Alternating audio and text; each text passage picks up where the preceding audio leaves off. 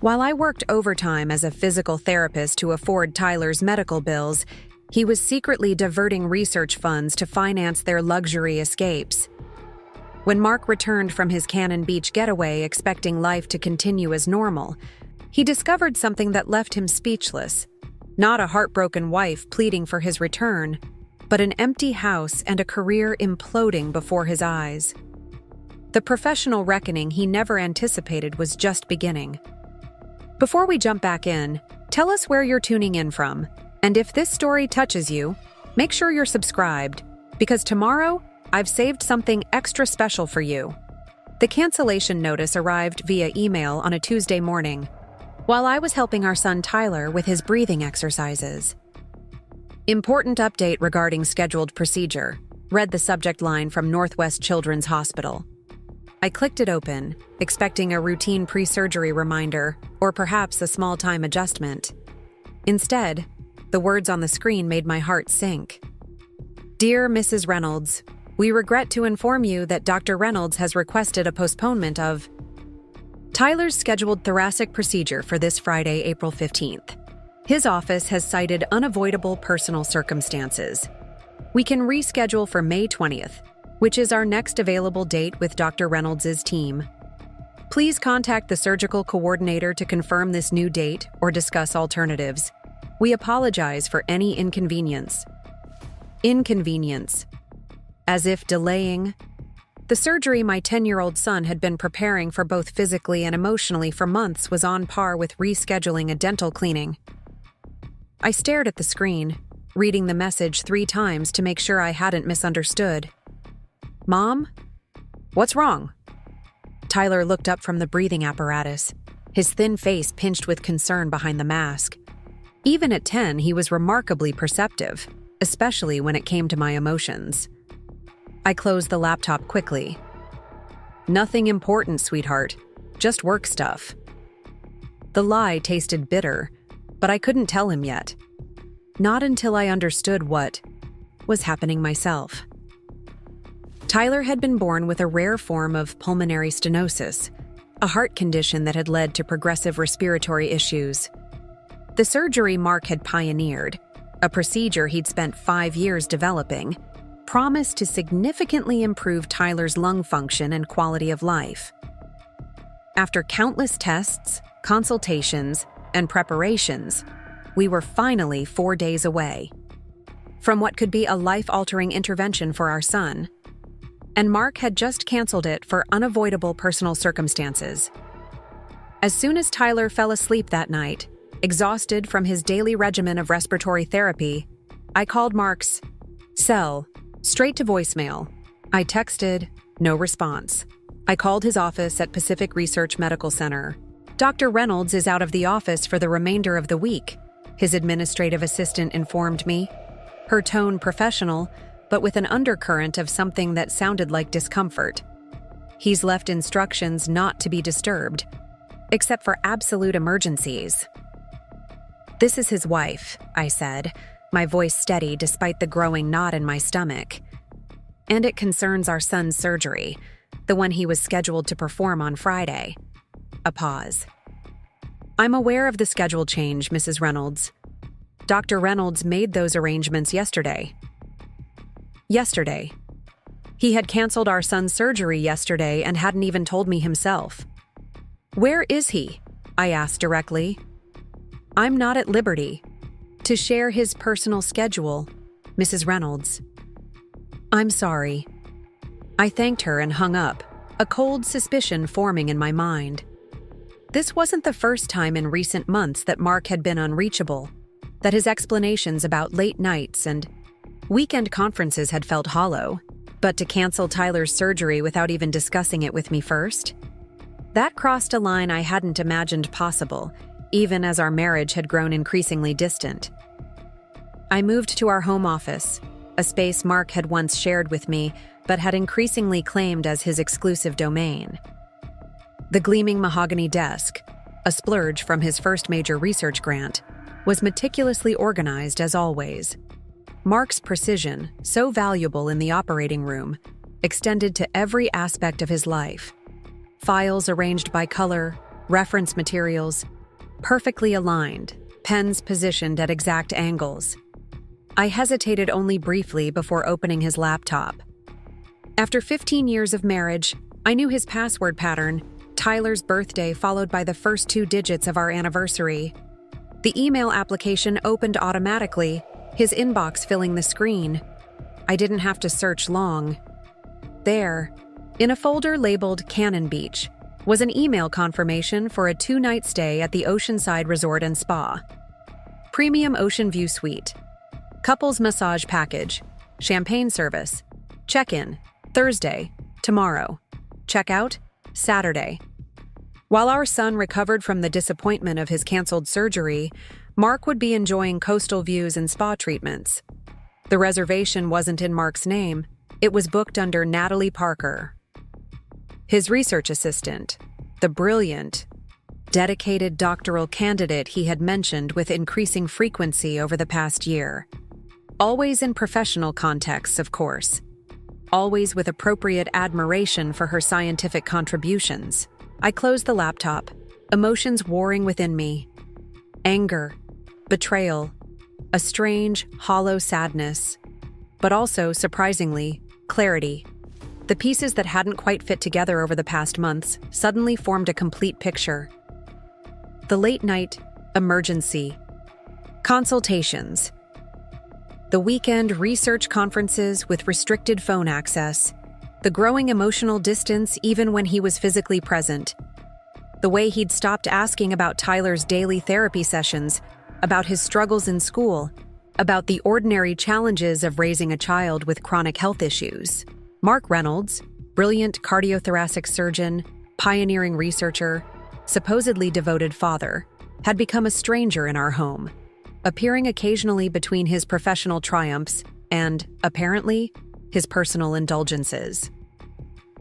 I moved through the house that night like a ghost, touching photographs that chronicled our 15 years together. Our wedding day at the Portland Japanese Garden, my white dress contrasting with the vibrant spring blossoms. Mark completing his surgical fellowship, exhausted but triumphant. The 3 of us at Mount Hood, 7-year-old Tyler's first skiing adventure, cut short when his oxygen levels dropped. Each image a chapter in the story I thought we were writing together. When had Mark started composing a different narrative? And how had I missed the signs? The next morning, I called Rebecca, my closest friend since college and Tyler's godmother. "I need a favor," I said when she answered. "Can Tyler stay with you for a night or 2? I have something important to take care of." Rebecca didn't hesitate. "Of course. Is everything okay?" "No," I admitted. "But it will be." After dropping Tyler at Rebecca's lakeside cabin, explaining that I needed to handle some paperwork for his rescheduled surgery, I returned home with a new sense of purpose. If Mark could make unilateral decisions about our son's care, I could make unilateral decisions about what happened next. I began in the office, methodically examining every financial statement, every research grant document, every tax return from the past 3 years. As a physical therapist who had scaled back to part-time work to accommodate Tyler's care needs, I'd left the financial management to Mark. His brilliant mind was equally adept at medicine and money, or so I'd believed. What I found painted a disturbing picture. Alongside our legitimate accounts were transactions I couldn't explain, transfers to accounts I'd never seen, expenses categorized as research-related that seemed suspiciously personal, and most troubling of all, discrepancies in the allocation of grant money earmarked for Mark's groundbreaking pulmonary research. By evening, I had compiled enough concerning evidence to know this wasn't just about an affair. Mark appeared to be systematically misappropriating research funds, the very money meant to develop treatments like the one Tyler needed, to finance a lifestyle that existed entirely separate from our family. The depth of the betrayal was staggering. While I'd taken on extra physical therapy clients on weekends to help with Tyler's medical expenses, while I'd declined a promising position at a prestigious rehabilitation center because it wouldn't accommodate Tyler's appointment schedule, Mark had been diverting research funds for weekend getaways with his assistant. I thought of all the times Mark had cautioned against unnecessary expenses for Tyler: the specialized summer camp for children with respiratory conditions, the adaptive swim lessons, the therapy dog we'd researched. Always with logical, measured explanations about prioritizing the essential medical interventions. All while he was charging couples massages and champagne service to grant accounts. The next morning, I made 3 decisive phone calls. The first was to Dr. James Wilson, head of the research division at Pacific Research Medical Center and Mark's direct supervisor. "I need to meet with you today," I said when his secretary put me through. "It concerns Dr. Reynolds' research funding allocations, and it can't wait." The second call was to Robert Garcia, a lawyer who specialized in medical ethics cases, whom I'd met through my work with families navigating complex healthcare situations. The third call was to Dr. Olivia Chen, another cardiothoracic specialist, at Northwest Children's Hospital and one of the few surgeons qualified to perform Tyler's procedure. Preparing and narrating this story took us a lot of time, so if you are enjoying it, subscribe to our channel. It means a lot to us. Now back to the story. "Mark has withdrawn from Tyler's case," I explained, keeping my voice professional despite the circumstances. "I'm hoping you might consider taking it on." By the time Mark's luxury weekend was scheduled to conclude, I had set in motion consequences that would reshape all our lives. I didn't wait at home for his return. Instead, I arranged to meet him at Pacific Research Medical Center on Monday morning. I waited in Dr. Wilson's office, a folder of financial documentation on my lap, as Mark was called in from his morning lab meeting. The look on his face when he entered, first confusion, then alarm, then a rapid recalculation, told me he hadn't anticipated this scenario. He had expected apologetic texts, perhaps tearful confrontations about Natalie. He had prepared explanations about professional pressure, about needing personal time to maintain his demanding career. He had not expected to find me seated beside his department head, a hospital financial officer, and a member of the ethics committee. "Emma," he began, switching smoothly to his reassuring doctor voice. "I wasn't expecting you here. Is everything okay with Tyler?" "Tyler is fine," I replied calmly. "He's disappointed about his surgery being postponed, of course. But that's not why I'm here." Dr. Wilson spoke next, his tone grave.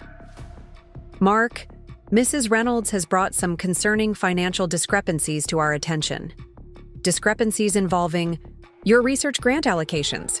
Mark's confident facade flickered momentarily. "There must be some misunderstanding," he said, his eyes on me rather than Dr. Wilson. "Emma isn't involved in the financial aspects of my research." "No," I agreed. "I wasn't, but I am now." The meeting lasted 3 hours. Mark's initial dismissals gave way to technical explanations, which eventually crumbled under the weight of the documentation I'd provided. By the end, his prestigious career hung by a thread. The research division had no choice but to launch a formal investigation. His surgical privileges were suspended pending the outcome. The grant committee would be notified of potential misappropriation. I didn't mention Natalie. I didn't need to. The financial evidence told a damning story on its own, one that threatened not just Mark's career, but potentially his freedom. When the meeting concluded, Mark followed me into the hallway, his face ashen. "Why?" he demanded, voice low but intense. "You've destroyed everything I've built. Tyler's future." "Don't," I cut him off. "Don't invoke Tyler's name. Not when you canceled his surgery for a weekend with your girlfriend." His face registered genuine shock. "You know about Cannon Beach, the Oceanside resort?" "Natalie." "Parker." "Yes, Mark. I know, but that's between you and me. What happened in that meeting is about something far more serious. You betrayed not just our family, but your patients, your colleagues, every donor who believed in your research." He stared at me, this man I'd once admired above all others, now diminished by his own choices. I've left documents with my lawyer, outlining a separation agreement, I continued. It prioritizes Tyler's medical needs and ongoing care. Sign it, and I won't disclose the personal aspects of this situation to anyone at the hospital or the university. You've thought of everything, he said bitterly. I had to, I replied. Someone in this family needed to prioritize Tyler's future. That afternoon, Dr. Olivia Chen called to inform me she could perform Tyler's procedure that Friday, the original date Mark had canceled. Her schedule had unexpectedly opened up, and she'd reviewed Tyler's case thoroughly. She was confident in her ability to achieve the same outcomes Mark had projected, possibly better. I thanked her, tears of relief stinging my eyes for the first time since this ordeal began. The weeks that followed were challenging, but clearer than the months of uncertainties that had preceded them. Tyler's surgery with Dr. Chen was successful, his recovery smoother than we'd dared hope. I found a smaller house closer to the hospital, a charming craftsman with a front porch where Tyler could sit on good breathing days. Mark's career imploded under investigation. The misappropriated funds totaled over $275,000, money that should have advanced treatments for children like Tyler, diverted instead to finance his double life. He avoided criminal charges by agreeing to full restitution, but his medical license was suspended for ethics violations. The brilliant surgical career, the groundbreaking research, all ended by his own choices. He moved across the country to take a position with a medical device company, a shadow of his former professional stature. He sends support payments and occasional texts asking about Tyler. Sometimes Tyler responds. As for me, I discovered strengths I never knew I possessed. I returned to full-time work, accepted the position at the rehabilitation center I'd previously declined, and established a support network for parents of children with chronic conditions. I learned that standing up for what's right, even when it's devastatingly difficult, models the kind of integrity I want Tyler to understand. 2 years have passed since that fateful weekend. Tyler's health has improved dramatically thanks to Dr. Chen's skilled intervention. He attends school regularly, now joined the science club, and recently completed his first 5K walk for pulmonary research funding. Sometimes I look back at those photographs I traced on that pivotal night and feel a complex mix of emotions. Sadness for what was lost, anger for the betrayals, but increasingly, gratitude for the truth that set us free from a life built on deception. The most valuable lesson from this experience? Sometimes what feels like your world ending is actually the beginning of a more authentic life. Rock bottom became the solid foundation on which I rebuilt our future. A future where Tyler can thrive and where integrity isn't sacrificed for comfort or convenience. We're not just surviving. We're flourishing in ways I couldn't have imagined.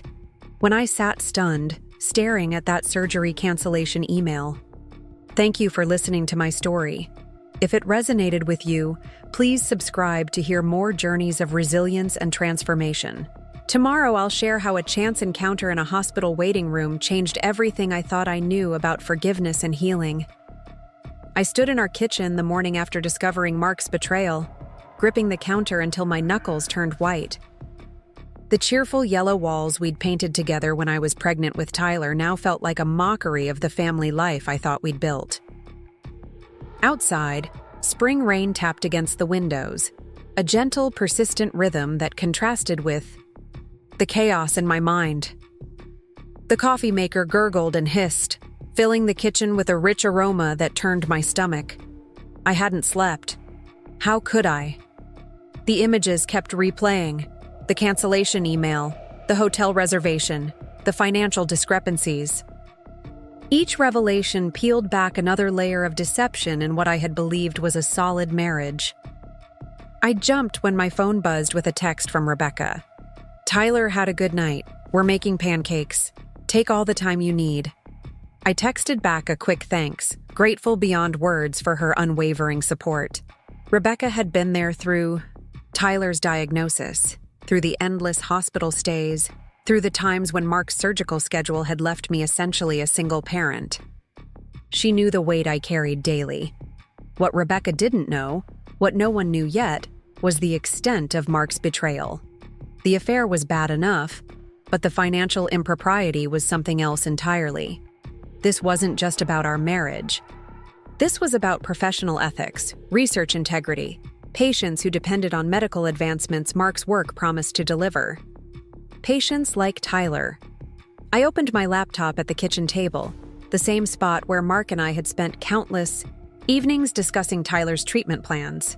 With methodical precision, I began creating a timeline of Mark's questionable financial activities, correlating them with his unexplained absences and work emergencies. A pattern emerged, clearer than I could have imagined. Weekend conferences. That coincided with luxury hotel bookings. Research fund withdrawals that matched expensive restaurant charges. Grant money allocations labeled for equipment that never appeared in any lab inventory reports I could find. The scale of it was breathtaking. This wasn't just recreational spending. This was systematic misappropriation. I pulled up the university's ethics guidelines for research fund management. The language was explicit about the consequences for misappropriation, investigation, potential suspension, possible criminal charges for larger amounts. Mark's brilliant career, the respect he'd earned in the medical community, the future he'd worked toward since we were newlyweds struggling through his residency, all of it balanced on a knife's edge. And I held the power to tip it one way or the other. My phone rang, startling me. Tyler's pulmonologist, Dr. Harris. "Emma," she said when I answered, her voice warm but concerned. "I just heard about Tyler's rescheduled procedure. Is everything all right?" I hesitated. Dr. Harris had been Tyler's doctor since he was 4, had guided us through every respiratory crisis, every treatment adjustment. She knew Mark professionally as well, had referred patients to him, had spoken at conferences where his research was featured. "It's complicated," I finally said. Mark had a scheduling conflict. A pause on the other end. "I see. That's unusual for such a significant procedure." "Yes," I agreed, my voice steady despite the emotions churning beneath the surface. "It is unusual." "Emma," Dr. Harris said carefully, "I hope you know you can be honest with me about anything concerning Tyler's care." Something in her tone made me wonder if she knew more than she was saying. Had there been whispers in professional circles? Had someone noticed Mark's increasingly close relationship with Natalie Parker? "I appreciate that," I said. "Actually, I've been meaning to ask about other surgical options, if, hypothetically, Mark wasn't available to perform Tyler's procedure." "Well," she said slowly, "Olivia Chen at Northwest Children's has been implementing a similar technique with excellent outcomes. Her approach is slightly different, but her results in cases like Tyler's have been impressive. I could arrange a consultation if you'd like." "I would," I said, making a note of the name, "as soon as possible." After hanging up, I sat motionless, at the kitchen table, watching rain trace patterns down the window. The house felt enormous suddenly, too big for just Tyler and me. We'd purchased it 5 years ago, when Mark's career was ascending rapidly. The spacious layout, the dedicated home office, the backyard designed with Tyler's physical therapy needs in mind. All of it represented the life we'd planned together. A life built on promises Mark had systematically broken. I stood and moved through the rooms, seeing our home with new eyes. In the living room, family photos lined the built-in shelves, hiking at Mount Hood before Tyler's condition worsened, his 5th birthday party at the Science Museum, our family Christmas card from last year. Mark's smile looked genuine in every image. Had he been living a double life even then? How long had he been compartmentalizing, presenting different versions of himself to different people? In Tyler's room, medical equipment shared space with Lego creations and science posters. His nebulizer sat on the nightstand next to dog-eared adventure novels. The breathing exercise chart we decorated together hung beside his collection of rare mineral specimens, a hobby Mark had encouraged, bringing home interesting rocks from medical conferences around the country. Had those conferences even been real? Or had they been covers for time spent with Natalie? I continued to our bedroom, pausing at the threshold. The king-sized bed where Mark and I had slept side by side for 15 years, increasingly like strangers. The matching nightstands, mine cluttered with Tyler's medication schedules and medical journal articles about pulmonary treatments, Mark's pristine except for the latest medical journal and his expensive reading glasses.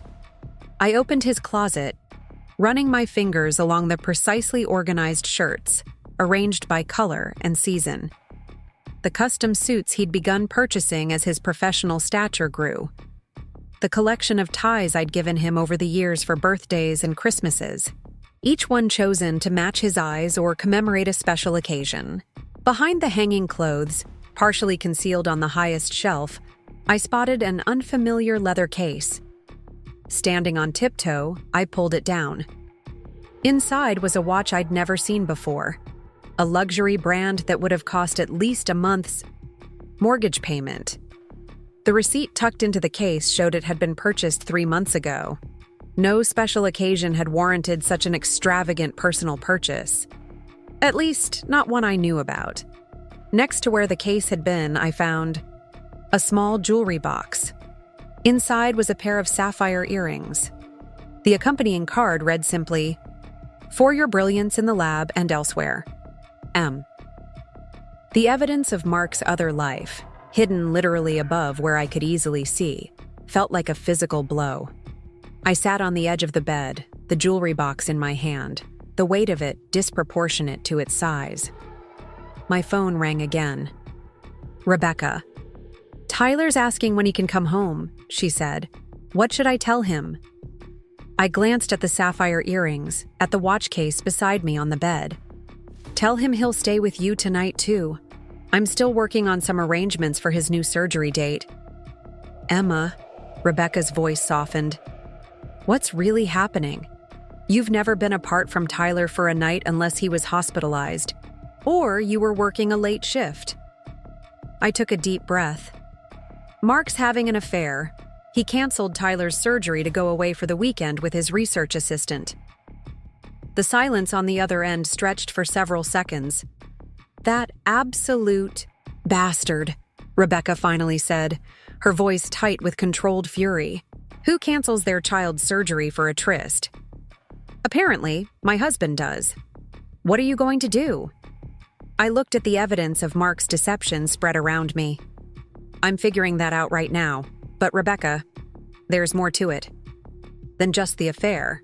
I think he's been misusing research funds. Significant amounts." Another lengthy silence. That's career-ending if it's true." "I know. Are you sure about this? It's a serious accusation." "I'm gathering evidence," I said. "But yes, I'm becoming increasingly sure." "Do you want me to come over? My mother can watch Tyler." "No," I said firmly. "I need to do this myself, but thank you. For everything." After we hung up, I returned to the home office, approaching Mark's desk with new determination. The locked drawer that had always been just research documents now took on a more suspicious significance. I didn't have a key, but the lock was basic. A straightened paperclip did the trick, a skill I'd learned in college when I frequently locked myself out of my dorm room. Inside were financial documents I'd never seen before, statements from accounts I didn't recognize, receipts for expenses that had nothing to do with medical research. Hotel stays in Napa Valley, dinner at exclusive Portland restaurants, a weekend sailing excursion on the Columbia River. All with dates that aligned with times Mark had claimed to be at conferences or working late at the lab. Most troubling were the documents related to the Pulmonary Research Grant, a prestigious 5-year funding package that had been celebrated throughout the medical community when Mark secured it 3 years ago. The original grant proposal, outlined specific allocation requirements, equipment purchases, staffing provisions, and research protocols. But Mark's personal records showed systematic deviation from these requirements, with funds redirected to expenses categorized vaguely as additional research support or supplementary professional development. I photographed everything with my phone, creating a digital record before carefully returning the documents exactly as I'd found them. Mark's precision would immediately alert him to any disturbance in his organizational system. By late afternoon, I'd compiled enough documentation to know I needed professional guidance. I called Robert Garcia, the medical ethics attorney I'd met through my work with families navigating complex healthcare situations. "I need confidential advice," I said when he came on the line, "about research fund misappropriation." Robert agreed to meet me the following morning at his downtown office. "Bring whatever documentation you have," he advised. "And Emma, if you're reporting misconduct involving someone you work with, remember there are whistleblower protections." "It's more complicated than that," I said. "It's my husband." A pause. "I see. Tomorrow at 9 then. We'll figure out the best path forward." I spent the rest of the day creating a comprehensive file of everything I'd discovered, organizing it chronologically and by category. The methodical work kept me focused, preventing the emotional collapse that lurked at the edges of my consciousness. When darkness fell, I realized I hadn't eaten all day. I made myself a simple sandwich but could only manage a few bites. My phone showed no messages from Mark, no explanation for Tyler's canceled surgery, no inquiry about why I hadn't called or texted looking for him. His silence spoke volumes. He didn't expect me to question his decisions.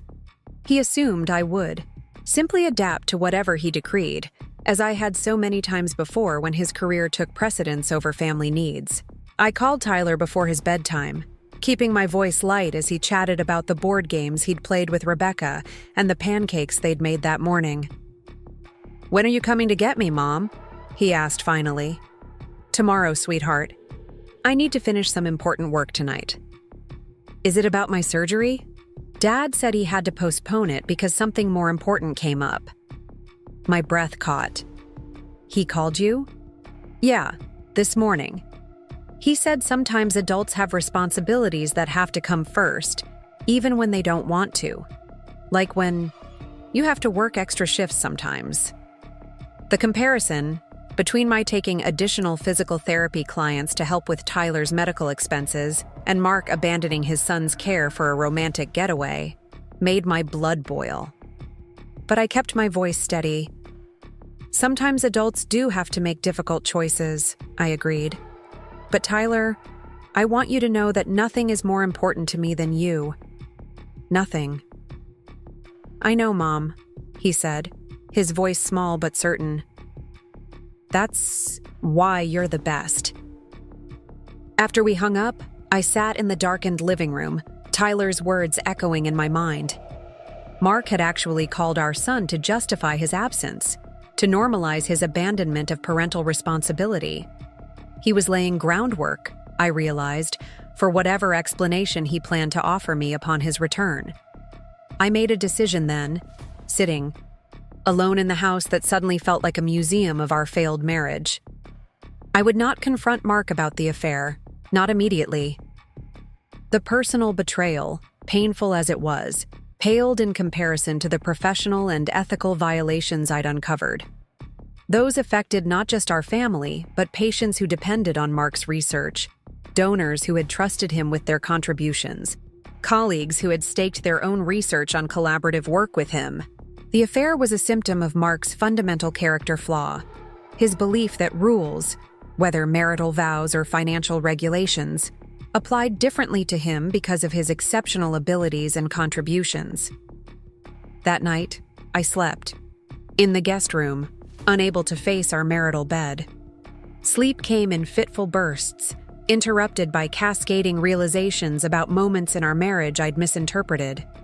The times Mark had discouraged me from looking at our investment accounts, claiming I shouldn't worry about financial details while managing Tyler's medical care. The separate credit card he'd insisted was just for research-related expenses. The increasing secrecy about his work schedule, justified as protecting family time from professional intrusions. All lies, carefully constructed to maintain his double life. Morning brought no relief, just grim determination. I showered and dressed with care, choosing clothes that projected professional competence: a navy blazer, tailored pants, minimal jewelry. I needed to be taken seriously today. Robert Garcia's office was in a renovated historic building near the courthouse. The interior a thoughtful blend of traditional architecture and modern functionality. His assistant showed me to a conference room where Robert waited, his expression serious but kind. "Before we begin," he said after greeting me, "I want to clarify that our conversation is protected by attorney-client privilege. Nothing you share leaves this room without your permission." I nodded gratefully and opened my file.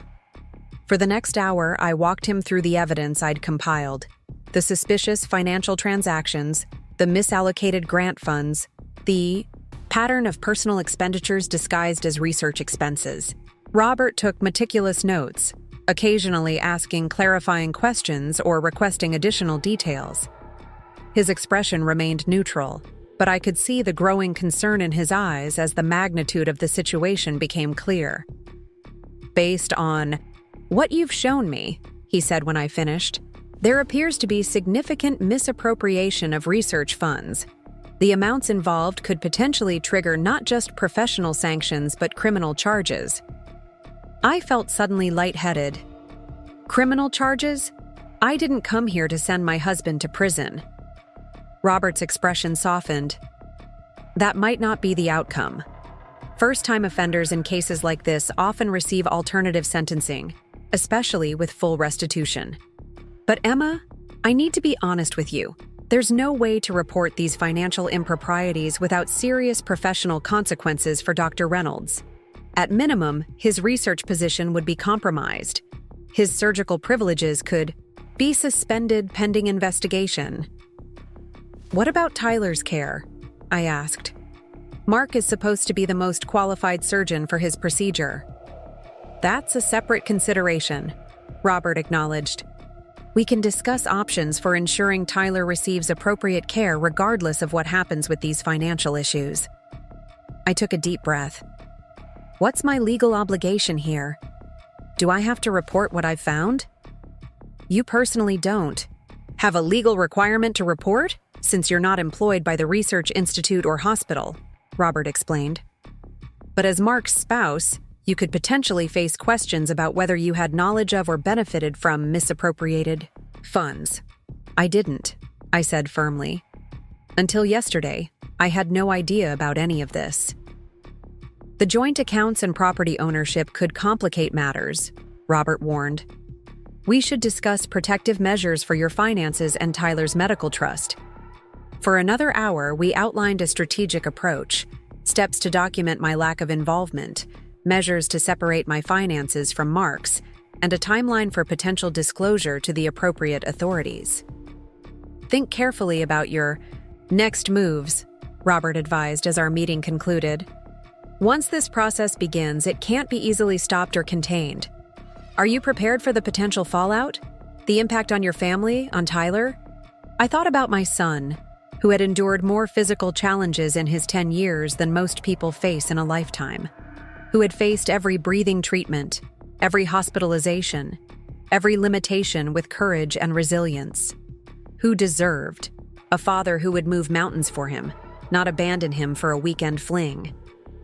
"I'm prepared," I said with quiet conviction. "Tyler deserves a life built on truth, not deception. Whatever happens, we'll face it together." As I left Robert's office, my phone rang. Dr. Olivia Chen, returning my call from a message I'd left the previous evening. "Mrs. Reynolds," she said warmly, "I understand you're interested in discussing your son's thoracic procedure. I've reviewed his file. Fascinating case. Your husband's approach is innovative, but I have some thoughts on potential modifications that might improve long-term outcomes." "That's exactly what I'd like to discuss," I said, feeling a surge of hope for the first time in 24 hours. "When could we meet?" "I have an opening this afternoon at 3, if that works for you." "I'll be there," I confirmed, making a mental note to ask Rebecca to keep Tyler a bit longer. Northwest Children's Hospital had a different atmosphere than the research center where Mark worked. Bright murals decorated the hallways, treatment rooms featured themes from popular children's books, and the staff wore colorful scrubs adorned with cartoon characters. It was a place designed to feel less intimidating for its young patients, a stark contrast to the austere professionalism of Mark's research environment. Dr. Chen's office continued this theme, with anatomical models designed to be child-friendly, and a desk decorated with thank you cards from former patients. Dr. Chen herself projected both warmth and competence, a combination I'd always valued in Tyler's medical providers. "Tell me what questions you have about the procedure," she invited after introductions. I hesitated, unsure how much to reveal about the circumstances.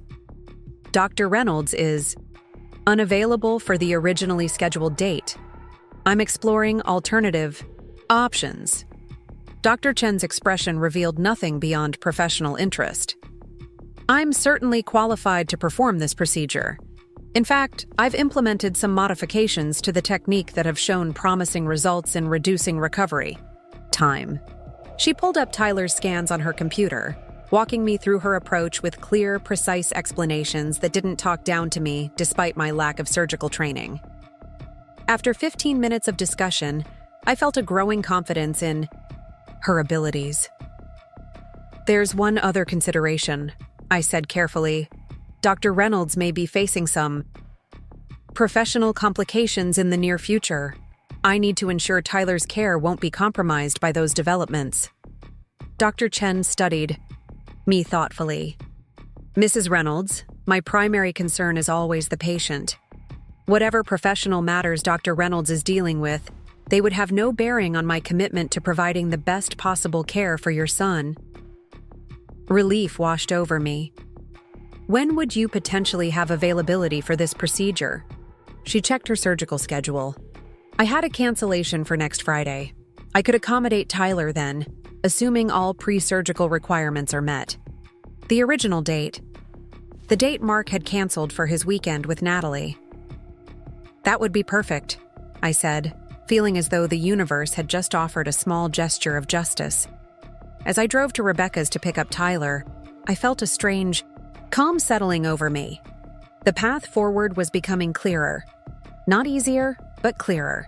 I would protect Tyler, ensure his medical needs were met, and then address the broader implications of Mark's misconduct. Rebecca met me at the door, her expression a mixture of concern and fierce protectiveness. "He's out back watching the birds," she said quietly. "How are you holding up?" "I'm doing what needs to be done," I replied. "One step at a time." She squeezed my hand. "You know I'm with you through all of this, whatever you decide." Tyler's face lit up when he saw me in the backyard. He was seated on Rebecca's patio, binoculars in hand, breathing more easily in the crisp spring air than he often did indoors. "Mom, I saw 3 different woodpeckers today. Rebecca helped me identify them in her bird book." I hugged him, holding perhaps a bit tighter than usual. "That's amazing, sweetheart. Ready to head home?" As we drove, Tyler chatted enthusiastically about his impromptu sleepover, the French toast Rebecca had made for breakfast, the nature documentary they'd watched, the video call with his friend from school. I listened, asking questions, marveling at his resilience. Tyler had adapted to the rhythms of chronic illness with a grace that sometimes broke my heart. He accepted limitations and medical interventions as normal parts of his childhood, never complaining when treatments interrupted plans or when his energy couldn't match his enthusiasm. "Mom," he said suddenly, his tone more serious, "is Dad mad at me?" I nearly swerved off the road. "What?" "No, Tyler. Why would you think that?" He looked down at his hands. "Because he canceled my surgery. I thought maybe I did something wrong, or maybe he found someone who needs it more than I do." The innocent cruelty of his assumption that his father must have had a good reason for canceling the procedure, that it must somehow be Tyler's fault, made me grip the steering wheel so hard my fingers ached. "Tyler, look at me," I said, when we stopped at a red light. "Your dad's decision had absolutely nothing to do with you. Nothing. And I've arranged for you to have the surgery with Dr. Chen. She's excellent, and she can do it next Friday, just like originally planned." His face brightened. "Really? That's great. Will Dad be there too?" The light turned green. I focused on the road ahead, buying seconds to formulate a response that wouldn't burden him with adult complexities. "Dad might be very busy with work," I said carefully, "but I'll be there the whole time. And Rebecca wants to visit, and Grandma and Grandpa are coming too." Tyler nodded, accepting this explanation without question. The implicit trust in his acceptance tore at my heart. He had no reason to doubt what adults told him. Not yet. But soon, too soon, he would have to navigate the complicated reality of his father's choices. At home, I helped Tyler with his evening breathing treatments while he told me about a science project he wanted to start. A model of the respiratory system that would show how his condition affected his lungs. His enthusiasm for understanding. His own medical challenges had always amazed me. Where other children might have resented or feared their differences, Tyler embraced knowledge as a way to master his circumstances. After Tyler was asleep, I sat at the kitchen table with my laptop, drafting an email to Dr. Wilson, the head of research at Mark's Institute. I wrote and rewrote the message multiple times, struggling to find language that would convey the seriousness of the situation without revealing my personal connection to the matter. Finally, I settled on a simple request for a confidential meeting to discuss concerns about research fund allocation in Dr. Reynolds' department. Professional, direct, focused on the ethical issues rather than the personal betrayal. Just as I was about to send it, headlights swept across the kitchen window. Mark's car pulling into the driveway, 2 days earlier than expected. I closed the laptop slowly, a strange calm settling over me. This confrontation was inevitable, but I hadn't anticipated it happening tonight. I had assumed Mark would stay at the coastal resort for the full weekend, returning Sunday evening with some elaborate excuse about a medical emergency or research breakthrough. The fact that he'd cut his romantic getaway short suggested something had changed. Had he somehow gotten wind of my investigations? Had Natalie grown uncomfortable with the arrangement? Or had guilt finally penetrated his carefully constructed justifications? The garage door opened and closed. Footsteps in the mudroom.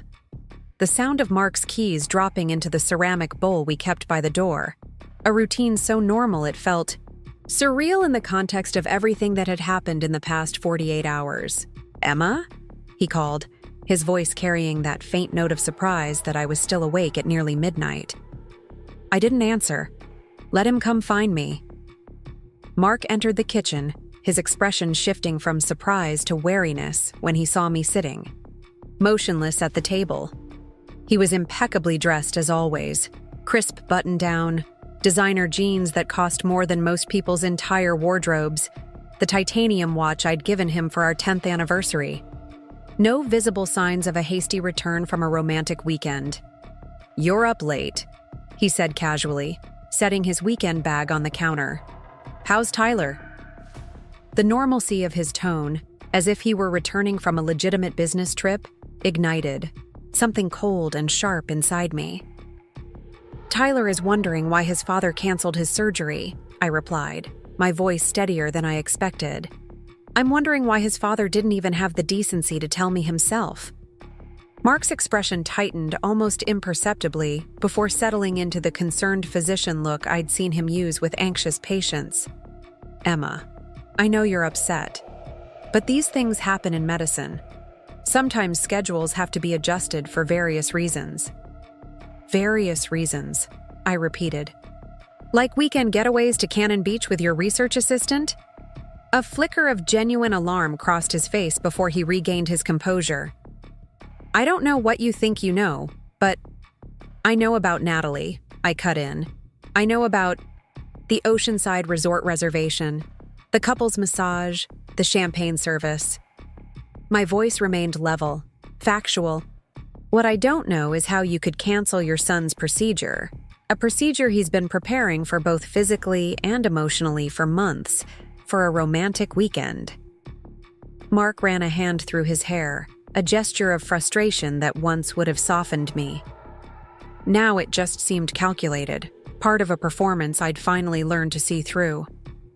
"It's not what you think," he began, the classic opening to a lie. Natalie and I had a research breakthrough that needed immediate follow-up. The reservation was just a convenient location to work without interruptions. I laughed, a sound with no humor in it. A research breakthrough that required couples massages, emergency science that's best conducted in an ocean view suite? Stop lying to me, Mark. I found enough evidence of your affair without you adding insult to injury with these ridiculous explanations. His expression hardened. Fine. Yes, Natalie and I have become close. It wasn't planned. These things happen, Emma. You've been so consumed with Tyler's condition, so focused on his care. There's been little room for anything else in our lives. I have needs too. The selfishness of his justification was breathtaking. Needs, I repeated. Your needs. What about Tyler's needs? What about his need to breathe without pain? His need for a father who puts his well-being first? I've been an excellent father, Mark countered, a defensive edge creeping into his voice.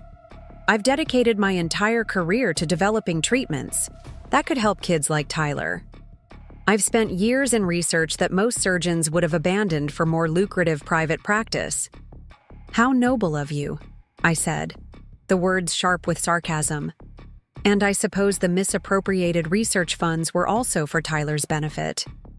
Mark froze, his expression confirming what the evidence had already told me. What are you talking about? The financial discrepancies, Mark. The unexplained transfers from research accounts. The grant money that somehow funded luxury hotels and expensive gifts. Did you think I wouldn't notice? Or did you just assume I was too overwhelmed with Tyler's care to look closely at where the money was going? He moved to the refrigerator, pulling out a bottle of water with deliberate calm. But I could see the tension in his shoulders, the calculation happening behind his eyes as he searched for a way to regain control of the situation.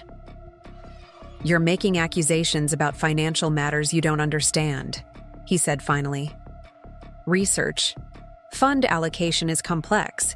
There are discretionary categories, professional development allowances, conference expenses. Save it for the ethics committee, I interrupted. I've already consulted with a lawyer who specializes in medical research, compliance. He confirms that what you've been doing constitutes serious misconduct, possibly criminal fraud. The bottle in Mark's hand trembled slightly, a minor tell, but significant for someone with a surgeon's legendary steadiness. You went to a lawyer? Without even discussing this with me first? Jesus, Emma, do you have any idea what kind of damage allegations like this could do to my career, to my reputation? Do you have any idea what kind of damage your actions have already done to our family? I countered. To your son, who thinks his surgery was canceled because he did something wrong, or because someone else needed it more. Mark set the water, bottle down hard enough that liquid sloshed over the top. Tyler said that? That he thinks it's his fault? Yes, because he trusts you. He believes his father would only cancel something so important for a truly necessary reason. I stood, suddenly unable to remain seated across from him. He has no idea that his father prioritized a weekend of sex over his medical care. That's not fair, Mark's voice rose. I've dedicated my life to pediatric medicine. I've sacrificed... No, Mark, I've sacrificed. Tyler has sacrificed. You've indulged. There's a difference. I moved toward the door, needing physical distance between us. I've scheduled Tyler's procedure with Dr. Chen for next Friday, the original date you canceled. She's confident she can achieve excellent results, possibly better than what you projected. Olivia Chen? Mark's professional ego visibly smarted. She's not equipped to handle Tyler's case. Her experience with this specific technique is limited compared to mine. Dr. Chen has performed the procedure 17 times with consistently positive outcomes. She's published modifications that have reduced recovery time by 22%. And most importantly, she actually plans to show up for the surgery. Mark's face flushed with anger. You had no right to make that decision without consulting me. I'm Tyler's father. I'm his doctor. I know what's best for him medically. And I'm his mother, I said quietly. I know what's best for him in every way, including protecting him from a father who puts his own desires above his son's needs. A tense silence filled the kitchen. Through the window, I could see the garden Tyler and I had planted last spring. Raised beds designed at a height he could tend without overexertion. Vegetables and herbs arranged in patterns that made harvesting easier on days when his energy was limited. Another adaptation to the reality of his condition. Another way we'd restructured our lives around his needs. Mark followed my gaze, perhaps seeing the garden for the first time in months. When he spoke again, his voice had softened. Emma, I know I've made mistakes, serious ones, but don't do something that can't be undone. If you go to the ethics committee with these allegations, if you report the financial irregularities, my career is over. Everything I've built, everything I've worked for, gone. You should have thought of that before you started stealing from your own research fund, I said, before you canceled Tyler's surgery for a weekend tryst. I'll make it right, he pressed. I'll repay whatever funds were misallocated. I'll perform Tyler's surgery myself next week. I'll end things with Natalie. We can work through this, as a family. The desperation in his voice might once have swayed me. I had spent 15 years believing in Mark's fundamental goodness, in his dedication to healing, in his commitment to our family. Even in the face of growing distance and unexplained absences, I had given him the benefit of every doubt. No more. Tyler's surgery is scheduled with Dr. Chen, I said firmly. That's non-negotiable. As for the rest, yes, you will repay the misappropriated funds. Yes, you will face whatever professional consequences result from your actions. And, no, we won't work through this as a family. Some betrayals can't be overcome, Mark. Some breaches of trust are permanent. He moved toward me, reaching out as if to touch my arm. I stepped back. Emma, please. Think about what this will do to Tyler if you blow up our family. He needs stability, especially with his medical challenges. The manipulation was so transparent it almost made me laugh. Don't you dare use Tyler's condition to justify your behavior or to pressure me into silence. He needs honesty and integrity from the people who love him, something you've failed to provide. Mark's expression hardened again, the conciliatory approach abandoned as quickly as it had been adopted. If you do this, if you report these alleged financial discrepancies, you're not just hurting me. You're hurting Tyler too. My income pays for his treatments, for this house, for the quality of life you both enjoy. Are you threatening me? I asked, genuinely curious if he'd stoop so low. I'm stating facts, he replied coldly. Actions have consequences. If my career suffers, our family finances suffer. It's that simple. I studied the man before me, this stranger wearing my husband's face. Had he always been capable of such calculation, such emotional manipulation? Had I simply failed to see it, blinded by admiration for his professional accomplishments and gratitude for his role in managing Tyler's care? I've consulted with a lawyer about that too, I said. We've discussed how to ensure Tyler's medical needs remain covered regardless of your professional status. There are provisions for dependent health care during divorce proceedings, particularly when a child has documented medical requirements. Divorce? Mark looked genuinely shocked, as if this potential outcome had never occurred to him. Emma, this doesn't have to… Yes, it does. I said simply. It has to end. Not just because of Natalie, though that would be reason enough, but because you've revealed yourself to be someone I can't trust with my son's well-being. Someone who would sacrifice his health for personal pleasure. Someone who would steal from patients and research donors to fund a lifestyle he hasn't earned. The truth of my words hung in the air between us, undeniable even to Mark. For a moment, his careful facade cracked, revealing something like genuine regret. I never meant for any of this to happen, he said quietly. It started small.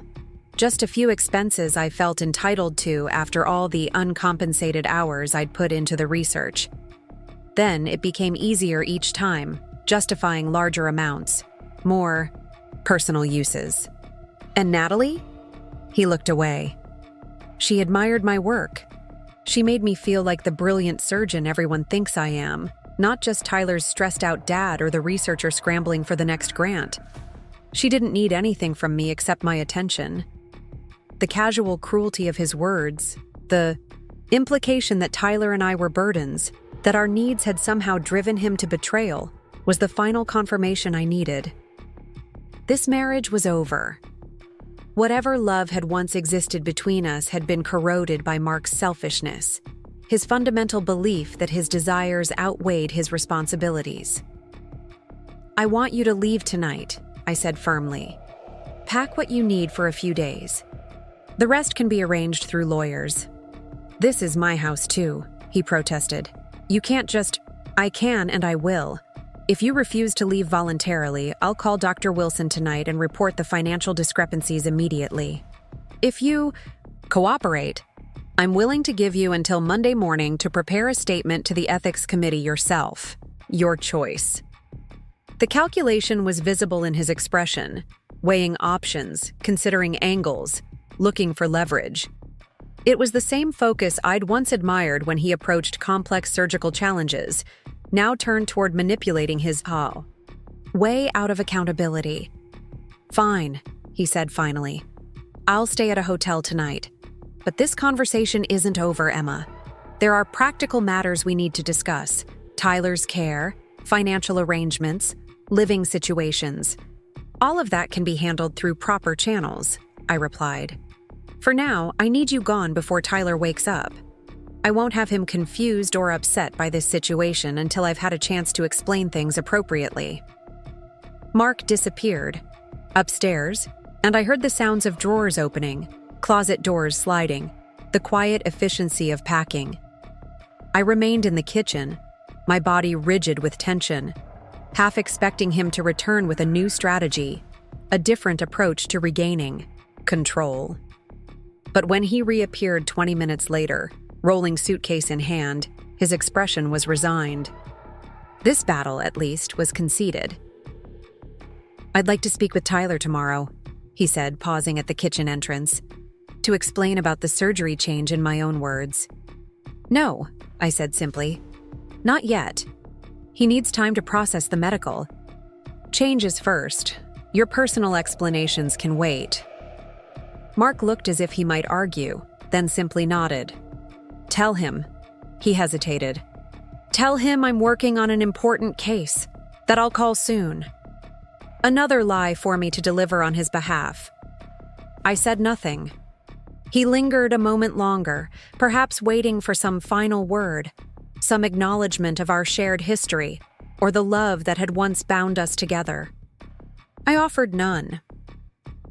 Finally, he turned and walked out, the front door closing with a quiet click that belied the seismic shift it represented in our lives. I sat alone in the silent kitchen, emotions I'd held rigidly in check during our confrontation, now threatening to overwhelm me. But not yet. There was too much to do, too many protective measures to put in place before I could allow myself the luxury of falling apart. I opened my laptop again, returning to the email I'd been drafting to Dr. Wilson. With Mark's inadvertent confession fresh in my mind, I modified the language, making it clearer, more specific in its allegations. I still requested a private meeting, before any formal investigation began, not to protect Mark now, but to ensure I understood exactly how the process would unfold and what provisions could be made for Tyler's ongoing care.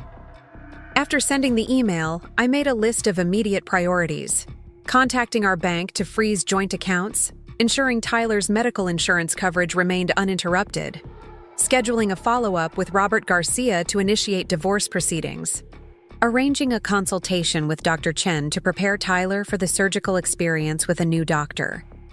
It was nearly 3 a.m. when exhaustion finally overtook me.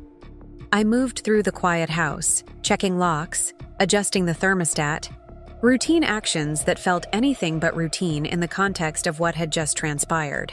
In Tyler's room, I paused to watch him sleep, his breathing slightly labored but steady, his face peaceful in the soft glow of his nightlight. Looking at him, this resilient, curious, kind-hearted child who had faced every challenge with courage, I felt absolute certainty about the path I'd chosen. Whatever difficulties lay ahead, financial insecurity, single parenthood, explaining to Tyler why his family had fractured, they were necessary costs of protecting him from a father whose selfishness had crossed the line from personal failing to active harm. I brushed a gentle kiss against Tyler's forehead and whispered a promise. "We're going to be okay." The next morning arrived too quickly, sunlight filtering through blinds I'd forgotten to close in my exhaustion. For a disorientating moment, the events of the previous night seemed dreamlike, too dramatic, too life-altering to be real. Then my phone buzzed with a text from an unknown number. "We need to talk before you do anything irreversible." Reality. Crashed back. Not a dream. A new chapter beginning, whether I felt ready or not. Tyler appeared in the kitchen doorway, hair tousled from sleep, his breathing apparatus in hand for his morning treatment. "Mom? Where's Dad? His car isn't in the garage." I patted the seat beside me at the breakfast counter. Dad had to go into work early for an emergency situation. He'll be staying at the hospital for a few days because of it. Tyler accepted this explanation without question, sliding onto the stool and beginning to assemble his nebulizer with practiced ease. "Can we work on my science project today? I want to finish the lung model before my surgery on Friday." "Absolutely," I assured him, marveling at his resilience, his focus on moving forward despite the obstacles his body placed in his path. "But first, I'd like you to meet Dr. Chen. She's going to be performing your procedure instead of Dad." Tyler looked up, surprised. "Why not Dad? He's the best at fixing lungs. He always says so." "Dr. Chen is also excellent at fixing lungs," I explained carefully. "She has some special techniques that might make your recovery even faster. And with Dad dealing with this emergency situation, we didn't want to delay your procedure any longer." Tyler considered this, his expression thoughtful. "Will Dad still be there during the surgery?" I hesitated, not wanting to lie but unsure how much to reveal. "Dad won't be in the operating room, but he'll be kept updated on everything. And I'll be there the whole time, from the moment you go in until the moment you wake up." He nodded, apparently satisfied with this arrangement. "Can Dr. Chen explain exactly what she's going to do? Like Dad did with the models and everything?" "That's exactly why we're meeting her today," I assured him. "She has special models designed just for kids to understand their procedures." As I helped Tyler with his morning breathing treatment, my phone buzzed again. Dr. Wilson, responding to my late-night email. "Available to meet at 2 p.m. today. Matter sounds serious. Discretion assured until we discuss." I texted a quick confirmation, then called Rebecca to ask if she could watch Tyler during the meeting. Another piece falling into place in this unwanted but necessary reconstruction of our lives. The consultation with Dr. Chen went better than I could have hoped. Her child-centered approach immediately put Tyler at ease.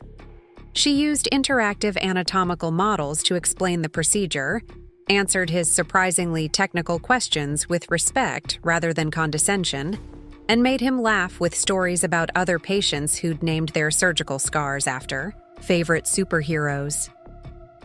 "So I can pick any superhero for my scar?" Tyler asked, eyes wide with excitement about this unexpected silver lining. "Absolutely," Dr. Chen confirmed. "I've had Spider-Man, Captain America, even one Thanos, though I tried, to talk him out of naming his scar after a villain." By the time we left her office, Tyler was chattering enthusiastically about the upcoming procedure. His anxiety about the change in surgeons completely dissipated. I'd never been more grateful for a medical professional's emotional intelligence, alongside their technical skill. After dropping Tyler at Rebecca's house, I drove to Pacific Research Medical Center for my meeting with Dr. Wilson, nerves tightening my stomach. What I was about to do would permanently alter not just my family, but an entire professional community that had respected and admired Mark for years.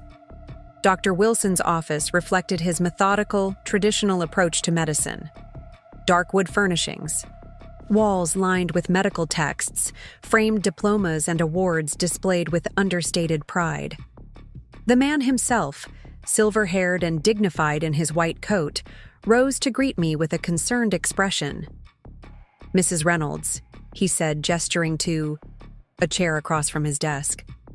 "Your email suggested a matter of some urgency regarding research fund allocation.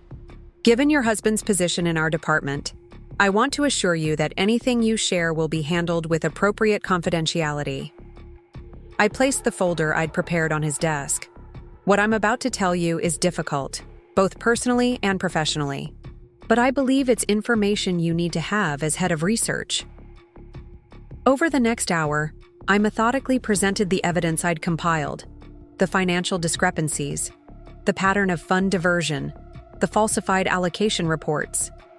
Dr. Wilson listened without interruption, occasionally examining a document more closely or making a brief note. When I finished, the silence in the office was heavy with implications. "These are extremely serious allegations," Dr. Wilson said finally, his expression grave. "If accurate, they constitute a significant breach of research ethics and potentially violate several federal regulations regarding grant fund management." "I understand the seriousness," I acknowledged. "I wouldn't bring this forward without substantial evidence." Dr. Wilson studied me, compassion tempering his professional concern. "Mrs. Reynolds, may I ask why you've chosen to report this? These actions will have profound consequences for your husband's career, for your family." I met his gaze directly. "Dr. Wilson, my son was scheduled for a critical procedure this Friday, a procedure only a handful of surgeons in the country are qualified to perform. Dr. Reynolds canceled that surgery, without consulting me, to attend a weekend getaway with his research assistant at a luxury coastal resort. A trip funded, at least in part, by misappropriated research grants." Dr. Wilson's expression shifted from professional concern to personal disgust. "I see. My priority is ensuring Tyler receives the medical care he needs," I continued. "I've arranged for Dr. Chen to perform the procedure on the originally scheduled date.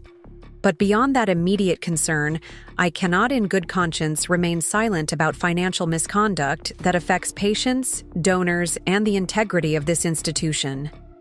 He nodded slowly. "Your position is both understandable and ethically sound. I will need to convene the ethics committee immediately and notify our compliance department. There will be an investigation, potentially involving external auditors and, depending on the amounts involved, possibly law enforcement." "I understand," I said, the finality of what I'd set in motion settling in my chest like a weight. "What happens next?" Dr. Wilson outlined the process with methodical precision, his years of administrative experience evident in the clarity of his explanation. First, Mark would be notified of the allegations and temporarily suspended from both research and surgical duties pending investigation. The ethics committee would review the evidence and conduct interviews with relevant parties, including Mark, research assistants, and financial personnel. If the preliminary findings supported the allegations, external auditors would be brought in to conduct a comprehensive forensic analysis of all research accounts under Mark's control.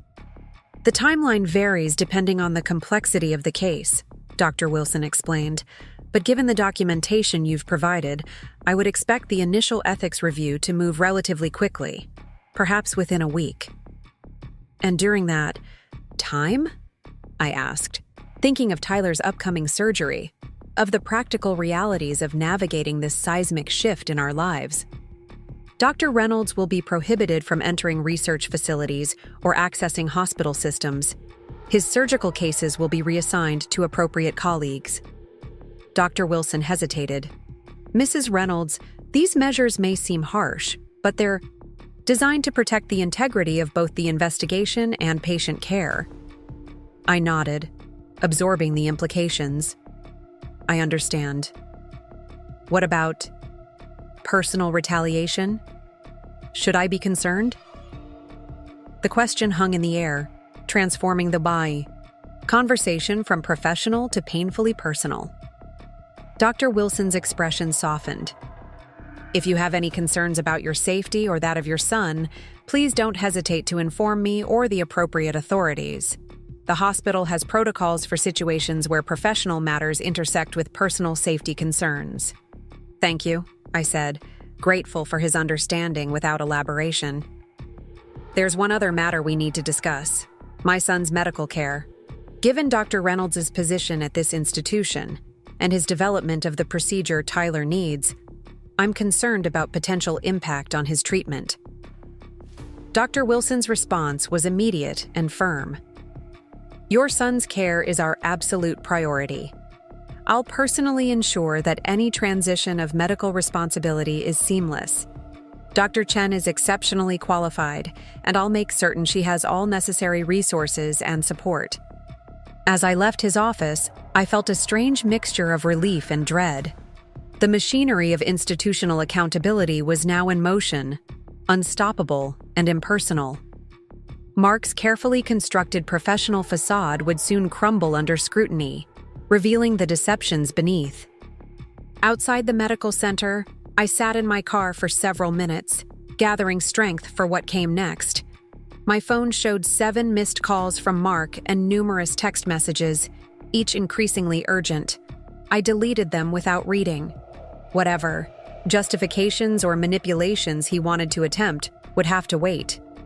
Instead, I called Robert Garcia to update him on the meeting with Dr. Wilson and to schedule another appointment to begin divorce proceedings. Then I called Rebecca to check on Tyler. He's having a great time, she assured me. We've been working on his science project. The respiratory model is coming along beautifully. He's quite the anatomical artist.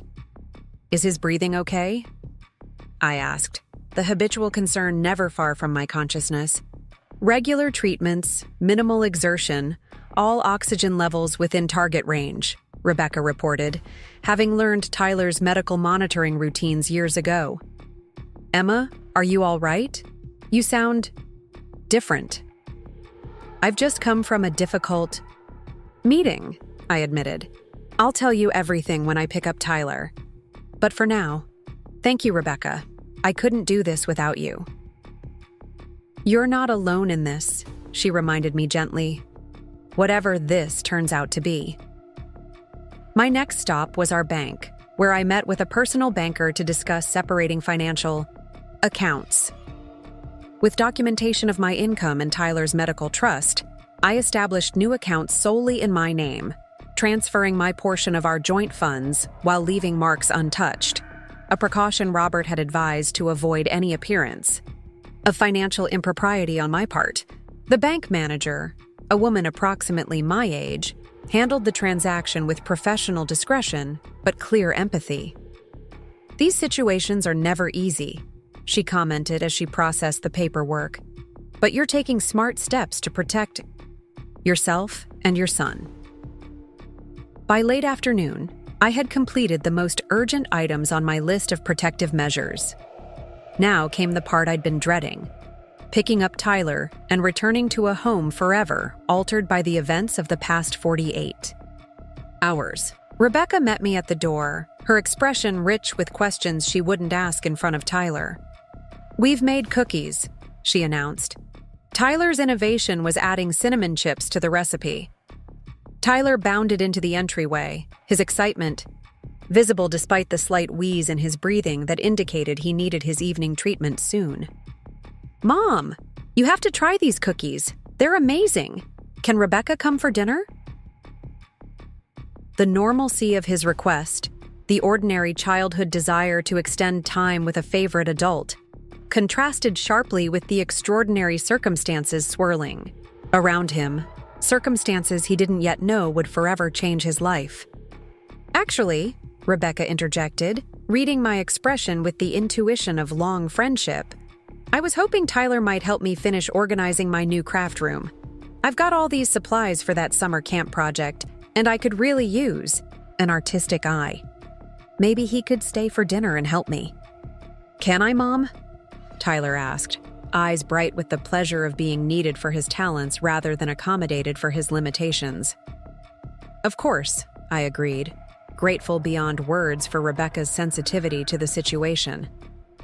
"But first, let's get your evening." Breathing treatment done. While Tyler used his nebulizer in Rebecca's guest bathroom, I gave her the abbreviated version of recent developments: Mark's affair, the financial misconduct, the meetings with the lawyer and Dr. Wilson. "My God, Emma," she whispered, shock evident in her expression. "I knew things weren't perfect between you two, but this is beyond anything I imagined." "It's beyond anything I imagined, too," I admitted. "But here we are."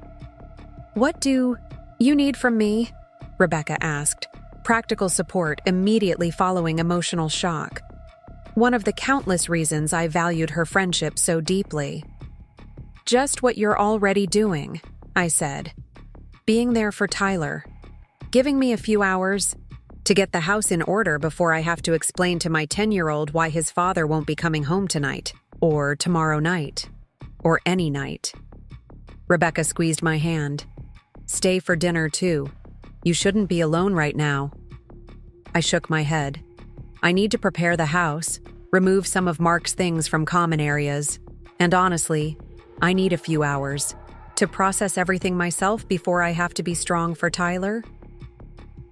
Driving home alone felt strangely liberating. For the first time in months, perhaps years, I wasn't carrying the weight of unacknowledged suspicions or making excuses for Mark's increasingly distant behavior.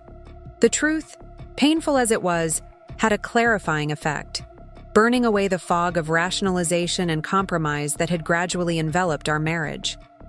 At home, I moved through the rooms with purpose, gathering Mark's personal items from the living areas, his medical journals from the coffee table, the expensive headphones he kept by his favorite chair, the framed surgical awards that had occupied prominent positions on the mantel. I didn't discard them, merely relocated them to the guest room that would serve as his temporary space when he needed to visit Tyler. In our bedroom, my bedroom now, I packed his toiletries from the ensuite bathroom, removed his clothes from the visible rack in our closet, tucked away the photographs that featured him prominently. I wasn't erasing him from our lives, simply creating a visual environment that wouldn't constantly remind Tyler of his father's absence. As I worked, my phone continued to signal incoming calls and messages from Mark. Finally, I texted him a brief response. "Tyler is safe and well. We will discuss arrangements for you to see him after his surgery. Please direct all other communication through Robert Garcia." His immediate reply: "I'm being called to an emergency ethics meeting tomorrow." "Morning! What have you done?" I didn't respond. The institutional machinery was moving forward exactly as Dr. Wilson had outlined. Mark would soon face the professional consequences of his actions, separate from whatever personal reckoning awaited him in our fractured family. By the time I picked up Tyler from Rebecca's house, the most visible traces of Mark's daily presence had been removed from our home. Not erased. I wouldn't and couldn't erase Tyler's father from his life, but muted, creating space for us to begin processing this new reality without constant visual reminders of what had been lost. Tyler was sleepy after an evening of cookies, crafts, and the gentle stimulation of Rebecca's attention. I carried his science project carefully to the car, listening to his detailed explanation of how he'd constructed the flexible airways to demonstrate constriction during an asthma attack. At home, he went through his bedtime routine without comment on the subtle changes to our living space. Either he hadn't noticed, or, more likely, he was too focused on his upcoming surgery to register minor differences in decor. As I tucked him into bed, he asked the question I'd been dreading. "Is Dad coming home tonight?" I sat on the edge of his bed, choosing my words with care. "Not tonight, sweetheart. Remember that emergency situation at the hospital I mentioned? It's going to keep him very busy for a while." Tyler studied my face with the perceptiveness that sometimes broke my heart. A child who had spent too much time in medical settings, learning to read adult expressions for clues about his condition. "Is it about my surgery?" he asked quietly. "Is he upset that Dr. Chen is doing it instead of him?" "No, Tyler. This has nothing to do with your surgery or with you," I assured him, stroking his hair back from his forehead. "This is about grown-up work issues that Dad needs to handle. And while he's dealing with those, you and I are going to focus on getting you through this surgery and recovery." He nodded, accepting this explanation for now. "Will you tell me? A story? Not from a book. One of your made-up ones about the boy who could breathe underwater." I smiled, touched that he wanted the stories I'd created for him during long hospital stays, tales of a child with special breathing abilities that were adventures rather than medical burdens. Of course, I wove a gentle story about the underwater breathing, boy discovering a hidden cave system, emphasizing his unique ability as a strength rather than a limitation. Tyler's eyes grew heavy as I spoke, his breathing evening out into the shallow rhythm of sleep. After kissing his forehead, I retreated to the kitchen, finally allowing myself a glass of wine and a moment to fully absorb the events of the past 2 days. The house felt different already, not emptier as I might have expected, but somehow more authentic, as if a persistent background noise had suddenly ceased, allowing clarity to emerge in the silence. My phone rang again. Not Mark, this time, but Dr. Chen. "Mrs. Reynolds," she said when I answered. "I hope I'm not calling too late.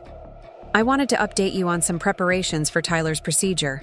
I've reviewed his complete file and consulted with the anesthesiology team. We've made some adjustments to the protocol that I believe will improve his post-operative comfort substantially."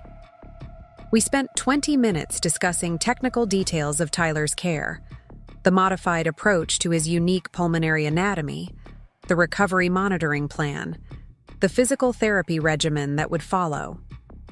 Dr. Chen's thoroughness and consideration reinforced my confidence in her abilities. "There's one other matter," she said as our conversation wound down. "I understand from Dr. Wilson that there are some professional complications involving Dr. Reynolds. I want to assure you that those circumstances will have absolutely no bearing on Tyler's care. My team has been carefully selected and briefed to maintain complete focus on his medical needs." "Thank you," I said, relief evident in my voice. "That's been a significant concern." "Mrs. Reynolds," Dr. Chen continued, her tone softening slightly. "I've worked with many families navigating medical crises alongside personal ones. It's not uncommon, and it doesn't diminish the quality of care we provide. If anything, it heightens our awareness of the need for comprehensive support." After we hung up, I sat at the kitchen island, scrolling through my phone's calendar to review the coming days. Tyler's pre-surgical appointment Wednesday, final preparation instructions Thursday, the procedure itself early Friday morning, recovery over the weekend. Each step meticulously planned, each detail carefully considered, just as I'd always approached. His medical care. Only now, I would be doing it alone. No, not alone, I corrected myself. Without Mark, yes, but supported by Rebecca, by Dr. Chen, by the competent professionals who had always formed part of Tyler's care team. And most importantly, guided by my own capability and determination. Qualities I'd sometimes surrendered to Mark's medical expertise and dominant personality. Morning arrived with the shrill sound of my alarm, pulling me from restless sleep filled with fragmented dreams. For a disorienting moment, I reached across to Mark's side of the bed before reality crashed back. He wasn't there, would never be there again. I allowed myself exactly 30 seconds of grief for the marriage I'd thought I had, for the family unit now fractured beyond repair.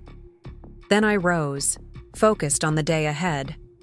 Tyler needed stability and reassurance, not a mother paralyzed by emotional aftermath. Over breakfast, I maintained our normal routine: medication reminder, oxygen level check, gentle encouragement to eat protein before the day's activities. Tyler seemed subdued but not distressed. His attention focused on the science project we would complete before his pre-surgical appointment the following day. "Mom," he said as he finished his eggs, "when will Dad call? He usually calls when he has to stay at the hospital overnight." The question, asked with such innocent expectation, tightened my chest. "I'm not sure, sweetheart. He's dealing with a complicated situation, but I can ask him to call you tonight if you'd like." Tyler nodded, returning to his food. I made a mental note to text Mark later, establishing the first tentative protocol for his continued communication with Tyler. Whatever my feelings about Mark's betrayal, I wouldn't deny Tyler his father's presence unless absolutely necessary for his well-being. My phone buzzed with a text from Robert Garcia. "Ethics Committee convening at 9 a.m. Dr. Reynolds has been notified. Would you like me to attend as your representative?" I replied affirmatively, grateful for his professional guidance through this uncharted territory. Though I had initiated this process, the actual mechanics of an ethics investigation remained opaque to me. Having Robert present would ensure my concerns were properly represented while sparing me the emotional toll of facing Mark in a formal setting. After dropping Tyler at his summer science program, a specialized camp designed for children with respiratory conditions, I drove to Robert's office for a brief meeting before the ethics committee convened. "The initial phase will be primarily fact-finding," he explained, reviewing his notes. "The committee will hear the allegations, examine the financial documentation you've provided, and give Dr. Reynolds an opportunity to respond. They won't reach any conclusions today, but they'll likely determine whether the evidence warrants a full investigation." "And if it does?" I asked, though I already knew the answer. "Based on what you've shown me, a full investigation is virtually certain," Robert replied. "At that point, they'll bring in external auditors, interview additional witnesses, and potentially involve the university's legal team if the misappropriation exceeds certain thresholds." "How long will all of this take?" "Difficult to predict precisely. If Dr. Reynolds contests the allegations, the process could extend for months. If he cooperates, acknowledges the misconduct, and takes responsibility, perhaps as little as a few weeks to determine appropriate sanctions."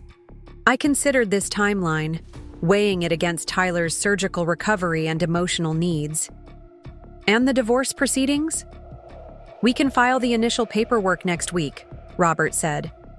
"Given the circumstances, the documented financial misconduct, the extramarital affair, we have strong grounds for an expedited process.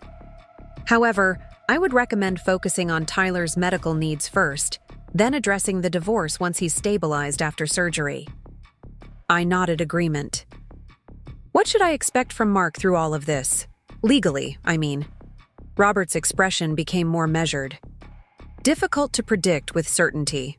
Some clients in his position become conciliatory, seeking the most discreet resolution possible to minimize professional damage. Others become aggressive, attempting to shift blame or intimidate the reporting party. And if he chooses the latter approach? We're prepared for that scenario," Robert assured me. "The evidence of financial misconduct exists independently of your testimony. Even if he attempts to characterize this as personal retaliation for the affair, the documentation speaks for itself."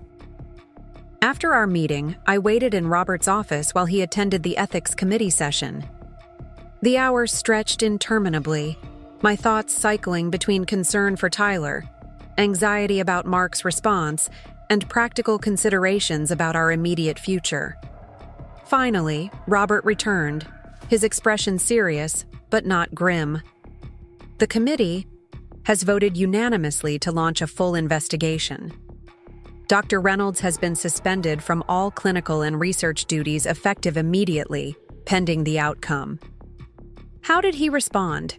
I asked, uncertain what answer I was hoping for. Initially with denial, then with technical explanations about discretionary fund allocation. When presented with the specific evidence you provided, he became more subdued. Robert paused. He did attempt to characterize the report as personally motivated, suggesting it was retaliation for marital problems. And the committee? Was unpersuaded by that line of argument. The financial documentation is too specific, too comprehensive to be dismissed as a vindictive fabrication. He sat beside me rather than behind his desk, a subtle shift from legal counsel to human support. Emma, the committee chair, asked me to convey their appreciation for bringing this matter forward. They recognize the personal difficulty involved in reporting a spouse's misconduct. I nodded, unexpectedly moved by this acknowledgement. What happens now? Dr. Reynolds has been instructed to surrender his hospital credentials and research access by the end of the day. He's prohibited from contacting research staff or accessing any financial systems. The university will issue a brief statement about his administrative leave, but won't specify the reason during the investigation phase. And Tyler's medical care? Dr. Wilson has personally guaranteed that Tyler's procedure will proceed as scheduled with Dr. Chen. He's also arranged for Tyler's ongoing care to be transferred to appropriate specialists within the pediatric pulmonology department. Relief washed over me. The most immediate concern addressed. Tyler's medical needs protected despite the professional earthquake engulfing his father. There's one other matter, Robert added, his tone shifting slightly.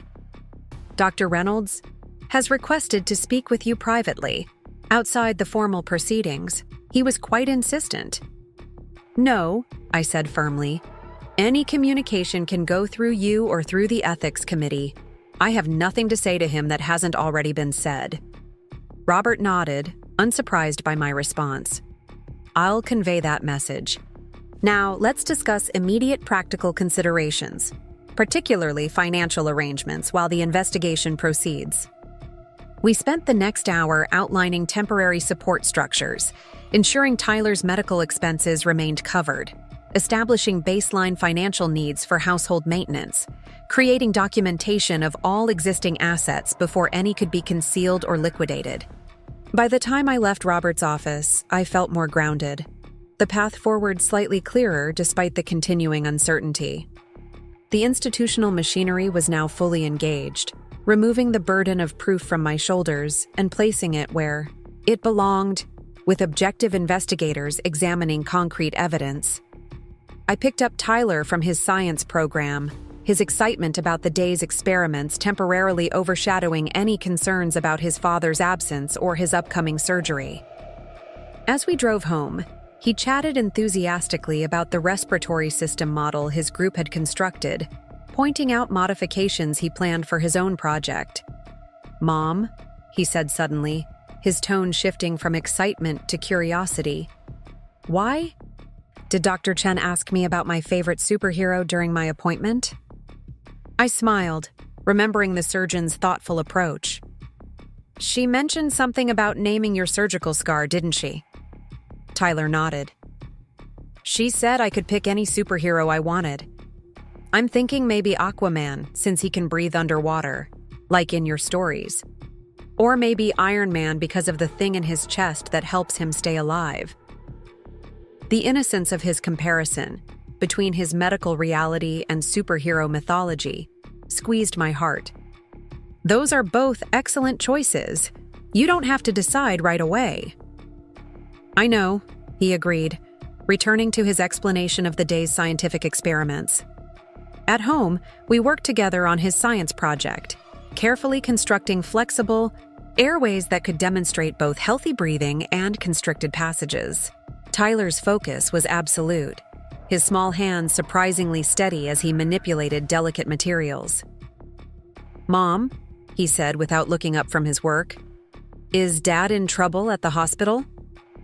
The question, delivered with such casual directness, caught me off guard. "What makes you ask that?" Tyler shrugged, still focused on the model. "You said he has an emergency situation, but he hasn't called, and you took all his pictures off the piano. And you slept with your door closed last night, even though you never do that unless you're sick." "Children notice everything," I reminded myself. Especially intelligent, observant children like Tyler, whose experience with medical uncertainty had honed his attention to subtle changes in environment and behavior. I set down the materials I was holding, turning to give him my full attention. "Tyler, look at me, please." He did, his expression serious beyond his years. "You're right. Dad is dealing with a difficult situation at work. It's complicated and will take some time to resolve." I chose my words carefully, balancing truth with age-appropriate explanation. "During this time, there will be some changes in our household. Dad won't be staying here while he addresses these work issues." "Is he in trouble because of me? Because he had to spend so much time developing my surgery?" "Absolutely not," I said firmly. "This has nothing to do with you or your medical care. This is about decisions Dad made at work that didn't follow the proper rules." Tyler considered this, his analytical mind processing the information. "Is that why Dr. Chen is doing my surgery instead? Because Dad is in trouble?" "Dr. Chen is performing your surgery because she's extremely qualified and available on the date we originally planned," I explained. "Remember how excited she was about using those special techniques that might help you recover faster?" He nodded, seemingly satisfied with this explanation. "Will Dad visit me in the hospital after my surgery?" The question I'd been dreading. "I'm not sure, sweetheart. His work situation might make that difficult. But I promise you'll have me, Grandma and Grandpa, Rebecca, and all the excellent doctors and nurses taking care of you." Tyler returned to his project, considering this information with the seriousness he applied to everything. Finally, he said, "I hope Dad fixes his work problem soon, but I'm not scared about the surgery anymore. Dr. Chen knows what she's doing, and she laughs at my jokes even when they're not that funny." I smiled, marveling at his resilience, his capacity to adapt to changing circumstances with a grace many adults never achieve. "She certainly does. And you know what? Your jokes are definitely funny." Later that evening, after Tyler had gone to bed, I received a text from Mark. "The ethics committee suspended me today. My hospital privileges have been revoked. My research is halted. Are you satisfied now? You've destroyed everything I've built." I stared at the message, anger rising at his continued refusal to accept responsibility for his own actions. My finger hovered over the delete button, but instead I responded with a simple truth. "You destroyed it yourself when you chose to misappropriate research funds and abandon your son's care for a weekend with your girlfriend. I merely exposed what was already broken." His reply came almost immediately. "I need to see Tyler to explain in my own words why I won't be performing his surgery." "No," I typed firmly. "Not before his procedure. He needs to focus on his preparation with Dr. Chen without emotional complications. After he's recovered, we can discuss appropriate visitation through our lawyers." The string of messages that followed ranged from pleading to threatening, from apparent contrition to barely veiled accusations. I read them all, but responded to none. Mark's emotional volatility only reinforced my determination to shield Tyler from direct exposure to the turmoil until he had successfully navigated his surgery and initial recovery. Finally, a last message arrived. "At least tell him I love him, that none of this changes how much I care about him." To this, I did respond. "I will never speak negatively about you to our son. I will never prevent you from being part of his life unless your presence causes him harm. But right now, he needs stability and calm, not explanations about adult mistakes. If you truly love him, respect that." No further messages came. I sat alone in the quiet kitchen, surrounded by the remnants of Tyler's science project, feeling the weight of single parenthood settling onto my shoulders. The responsibility had always been primarily mine. Mark's demanding career had ensured that. But now, even the illusion of partnership had vanished. Yet, alongside that weight came a surprising sense of clarity. Without Mark's dominating presence, without the constant accommodation of his professional priorities, I could focus entirely on what Tyler truly needed. The path forward wouldn't be easy, but it would be honest. And in that honesty lay a strange kind of freedom neither Tyler nor I had experienced before. The morning of Tyler's surgery arrived with the peculiar silence of pre-dawn hours, darkness still pressing against the windows as I moved quietly through our morning routine. I'd been awake since 4, reviewing mental checklists, double-checking his pre-surgery instructions, preparing for every contingency in a way that felt both necessary and futile. Some outcomes couldn't be controlled, no matter how meticulously I planned. Tyler woke easily when I gently touched his shoulder at 5:30, his eyes clear despite the early hour. We'd practiced this moment, the careful morning breathing treatment, the prohibition against breakfast or water, the comfortable clothes with no metal zippers or buttons that might interfere with surgical equipment. "Today's the day," he said, his voice steady as he assembled his nebulizer. "The day I get superhero lungs." I smiled at his characterization, this positive framing we'd developed together over weeks of preparation. Not a surgery to correct dysfunction, but an enhancement, a medical intervention that would give him special abilities others didn't have. "Absolutely," I agreed, helping him measure his medication.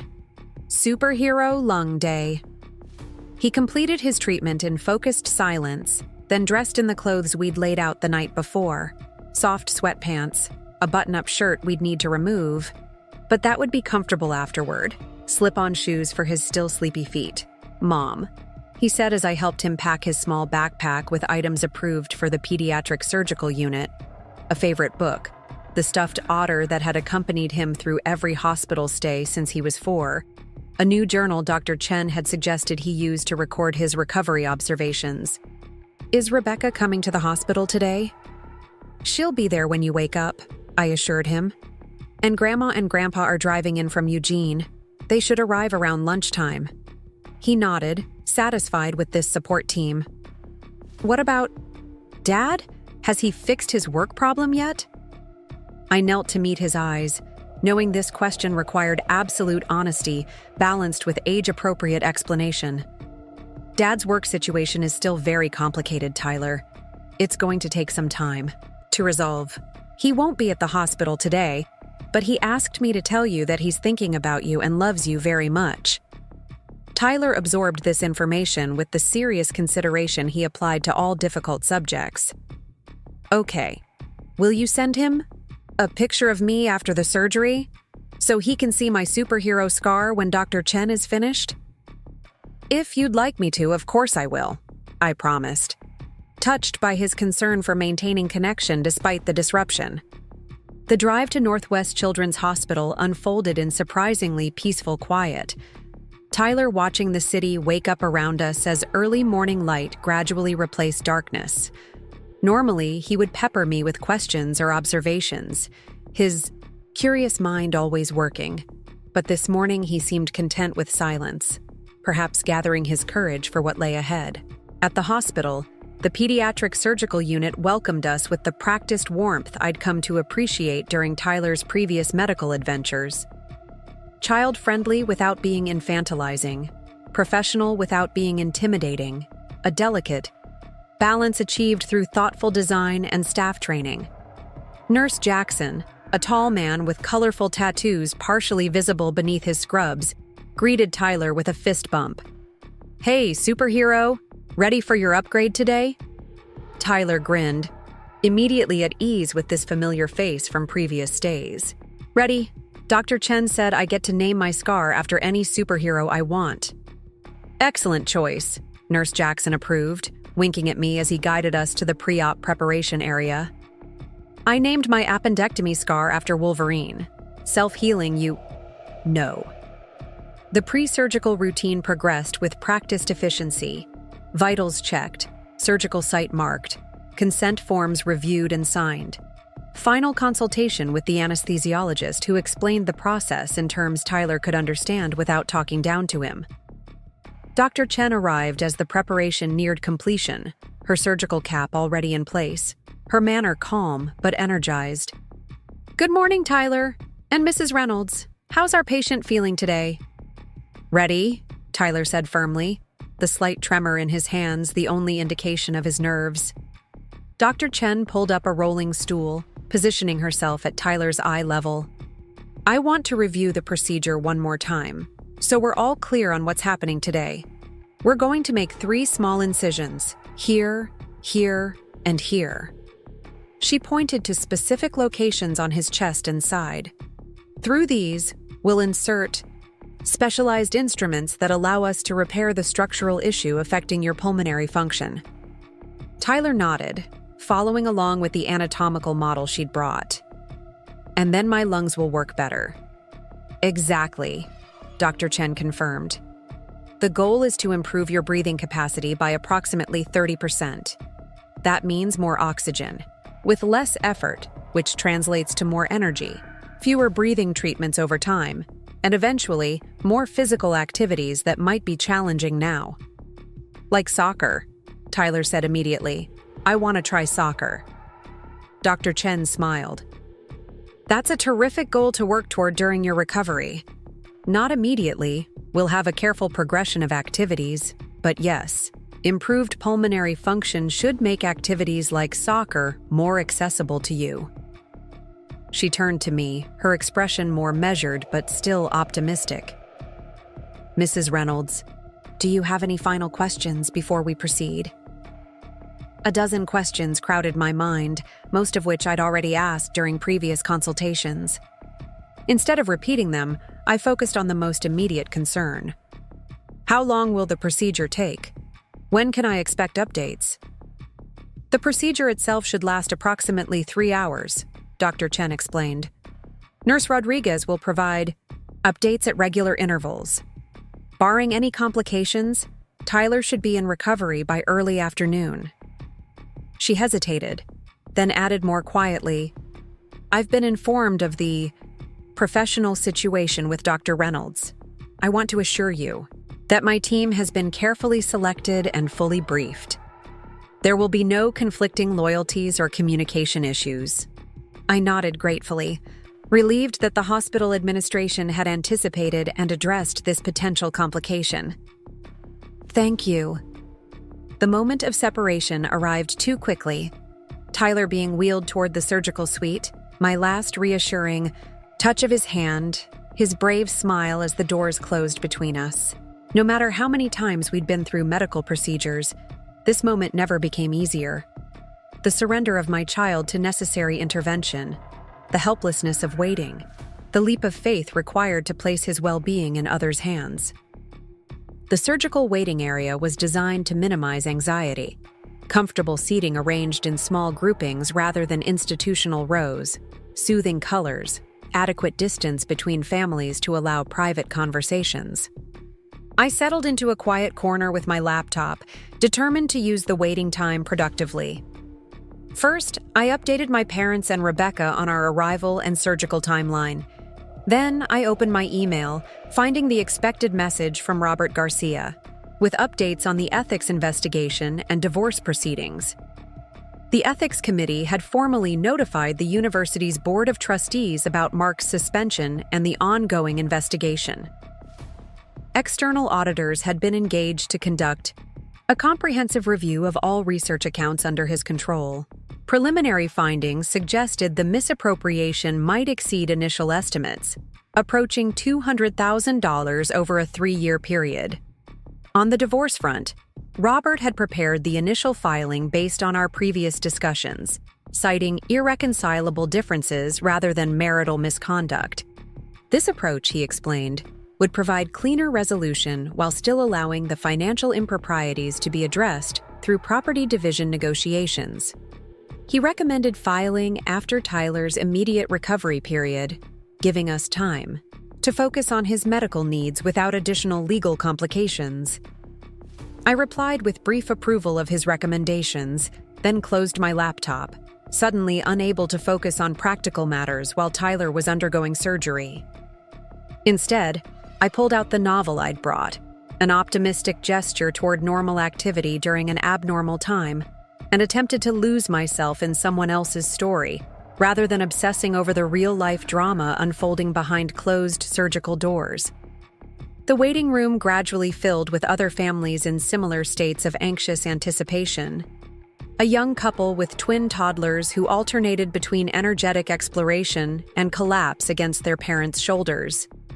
An elderly man accompanied by what appeared to be his adult daughter, both bent over a shared crossword puzzle with focused intensity. A teenager sitting alone, headphones in place, shoulders hunched against invisible weight. Each family contained a story, a medical journey, fears and hopes I could partially understand through the lens of my own experience. The peculiar solidarity of the surgical waiting room, strangers united by common vulnerability, by lives temporarily suspended between before and after. At the 2-hour mark, Nurse Rodriguez appeared with my first update. The procedure was progressing well, vital signs stable, no complications encountered. I thanked her, the tight band around my chest loosening, slightly with this reassurance. Rebecca arrived shortly afterward, carrying coffee and the particular expression of determined optimism she always wore during Tyler's medical events. A look that acknowledged seriousness without surrendering to fear. "Any updates?" she asked, settling beside me. "Everything's on track," I reported. "Another hour or so, they think." She nodded, passing me a coffee cup. "Your parents called. They're about 30 minutes away. Traffic on I-5 was lighter than expected." We sat in comfortable silence, the friendship of nearly 20 years allowing communication without constant words. Rebecca had been there through every significant moment of Tyler's medical journey, from his initial diagnosis as an infant to each subsequent intervention, each hopeful advance and disappointing setback. "Have you heard from Mark?" she asked. Finally, her tone neutral but watchful. "Not since last night," I replied. "The ethics committee has suspended him pending investigation. His hospital privileges are revoked until further notice." Rebecca's expression hardened slightly. "Good. What he did, both the financial misconduct and abandoning Tyler's surgery for that weekend fling, that's unforgivable, Emma. Absolutely unforgivable." I sighed, feeling the complex weight of a marriage collapsed under betrayal. The strangest part is realizing I don't even know who he really is anymore. Was he always this person, and I just didn't see it? Or did he change gradually, becoming someone I couldn't recognize until it was too late? "You couldn't have known," Rebecca insisted. "Mark was always careful about his public image. That's what makes this so shocking, the gap between who he pretended to be and who he actually is." Before I could respond, Dr. Chen appeared in the waiting area doorway, still in surgical scrubs, but with her mask removed. I stood immediately, heart racing despite her calm expression. "Mrs. Reynolds," she said, approaching with measured steps. "The procedure is complete, and I'm very pleased with the results. We were able to implement all planned modifications to Tyler's pulmonary structure, achieving excellent alignment. His response to the intervention has been very positive so far." Relief flooded through me, momentarily weakening my knees. Rebecca's hand found my shoulder, steadying me as Dr. Chen continued her explanation. "Tyler is in recovery now. His vital signs are stable, and he's beginning to wake from anesthesia. You can see him in about 20 minutes once he's a bit more alert and we've completed immediate post-surgical assessments. Thank you, I managed, gratitude overwhelming. Hey, for everything. Dr. Chen's professional demeanor softened slightly. Tyler is an exceptional young man. His understanding of his own condition, his positive attitude toward intervention, these factors significantly improve outcomes. You've done remarkable work preparing him medically and emotionally for this experience. After she departed to complete her post-surgical documentation, I sank back into my chair, the accumulated tension of waiting finally releasing in a silent wave of grateful tears. Rebecca handed me a tissue, her own eyes suspiciously bright. He made it through, she said simply. One more medical mountain climbed. My parents arrived as we were being escorted to the pediatric recovery area, their concerned faces relaxing when I shared Dr. Chen's positive report. Together, we entered the softly lit room where Tyler was beginning his post-surgical journey. He looked impossibly small in the recovery bed, connected to monitoring equipment and IV lines, his complexion pale beneath the hospital lights. But his eyes were open, finding mine immediately as we approached. "Mom," he whispered, voice raspy from the breathing tube recently removed. "I did it." "You absolutely did," I confirmed, carefully taking his hand, mindful of the IV port. "Dr. Chen says you were amazing." A ghost of his usual smile appeared. "Did she take pictures of my superhero scar?" "She did," I assured him. "You can see them when you're feeling a bit stronger." He nodded, eyes drifting closed again as post-anesthesia exhaustion reclaimed him. I settled into the chair beside his bed, prepared for the long vigil of early recovery. My parents and Rebecca arranged themselves around the room, creating a protective circle of love and support. Through the afternoon and evening, Tyler drifted between sleep and wakefulness, gradually becoming more alert as the anesthesia effects diminished. With each brief period of consciousness, he asked clear, specific questions about the surgery, demonstrating the remarkable medical literacy he'd developed through years of treatment. Did Dr. Chen use the modified thoracoscopic approach she talked about? He asked during one lucid interval, the technical terminology incongruous from his young lips. She did, I confirmed, helping him take small sips of water. She said it aloud for better visualization of the structures while minimizing tissue disruption. He nodded, satisfied with this information. Good. That should mean less pain during recovery. His matter-of-fact discussion of his own surgical experience brought both pride and a familiar ache. Pride in his resilience and understanding, ache that he needed such knowledge at all. That medical terminology formed such a significant part of his childhood vocabulary. When the night shift began, my parents reluctantly departed for their hotel, promising to return early the next morning. Rebecca stayed longer, helping me arrange the room for comfortable overnight monitoring, ensuring I had everything needed for the long hours ahead. "Call me if anything changes," she instructed as she finally prepared to leave. Anything at all, no matter the time. I promised I would, grateful beyond words for her steady presence, for the unconditional support that had never wavered through all our years of friendship. Alone with Tyler in the gentle quiet of the pediatric unit at night, I watched his sleeping face, noting the subtle differences already visible in his breathing pattern, slightly deeper, slightly more regular. The faint wheezing sound that had accompanied each breath for years noticeably diminished. My phone vibrated with a text message. "Mark, how is he? Please, I need to know." Despite everything, the betrayal, the lies, the professional misconduct, in this one aspect at least, his concern seemed genuine. Tyler was the one uncomplicated love in Mark's complicated life. The one relationship untainted by his self-serving choices. I studied the message, considering my response. Whatever my feelings about Mark, he remained Tyler's father. Whatever his failings as a husband and medical professional, He deserved basic information about his son's medical condition. "Surgery successful," I replied. "Dr. Chen pleased with results. Tyler stable and resting comfortably. Initial signs promising." For improved pulmonary function, his response came immediately. "Thank you. Can I see him tomorrow?"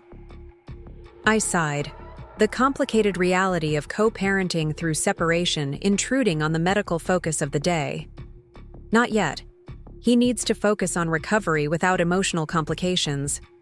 When he's stabilized and ready, we'll arrange appropriate visitation." "I'm still his father." "Yes, you are. And that relationship will be preserved.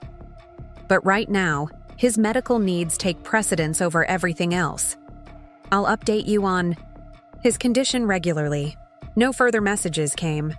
I set the phone aside, returning my attention to Tyler's sleeping form, to the gentle rise and fall of his chest, to the miracle of modern medicine that had allowed intervention in his complex pulmonary structure. The night passed in the familiar rhythm of hospital time, regular vital checks by nursing staff, medication administration, position adjustments to prevent complications.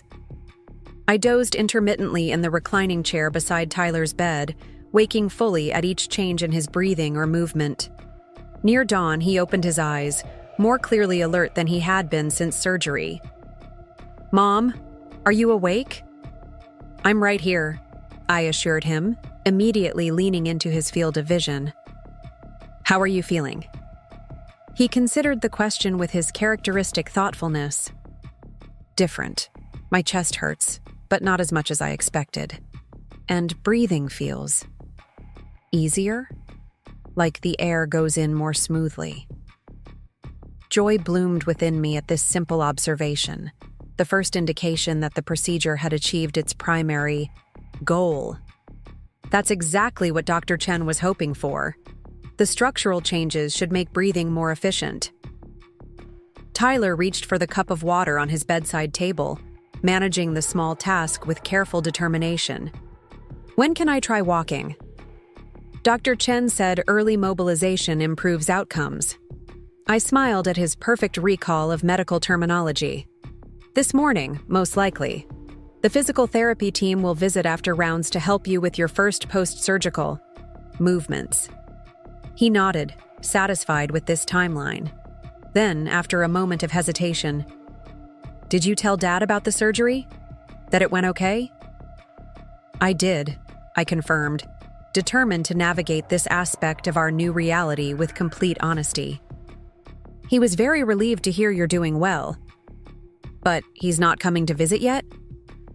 Tyler's perception, as always, detected the unspoken implications in my careful wording.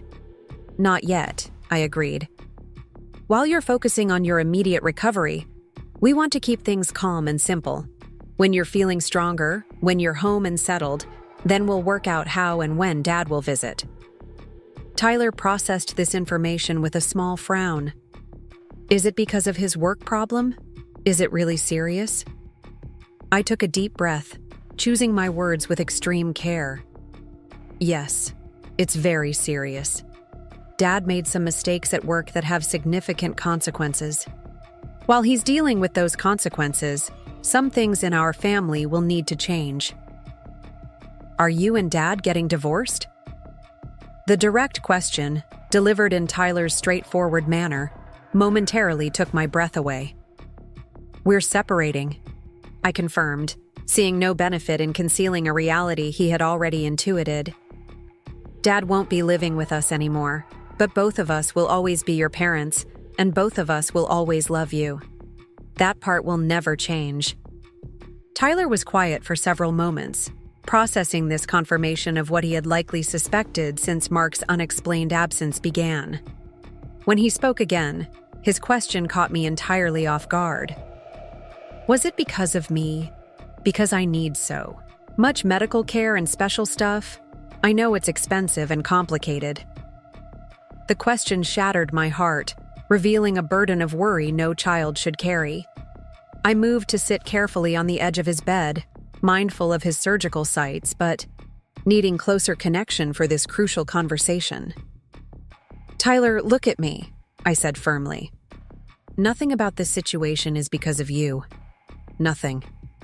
The issues between Dad and me are entirely about adult decisions and adult mistakes. They have absolutely nothing to do with your medical needs or any aspect of who you are.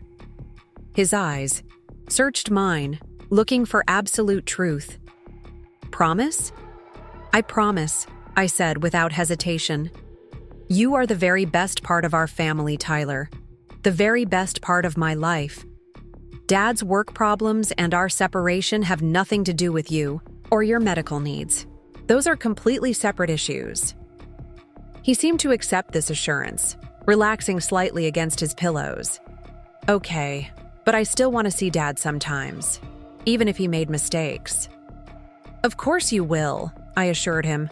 As soon as you're recovered enough and he's worked through some of his immediate work issues, we'll arrange regular visits.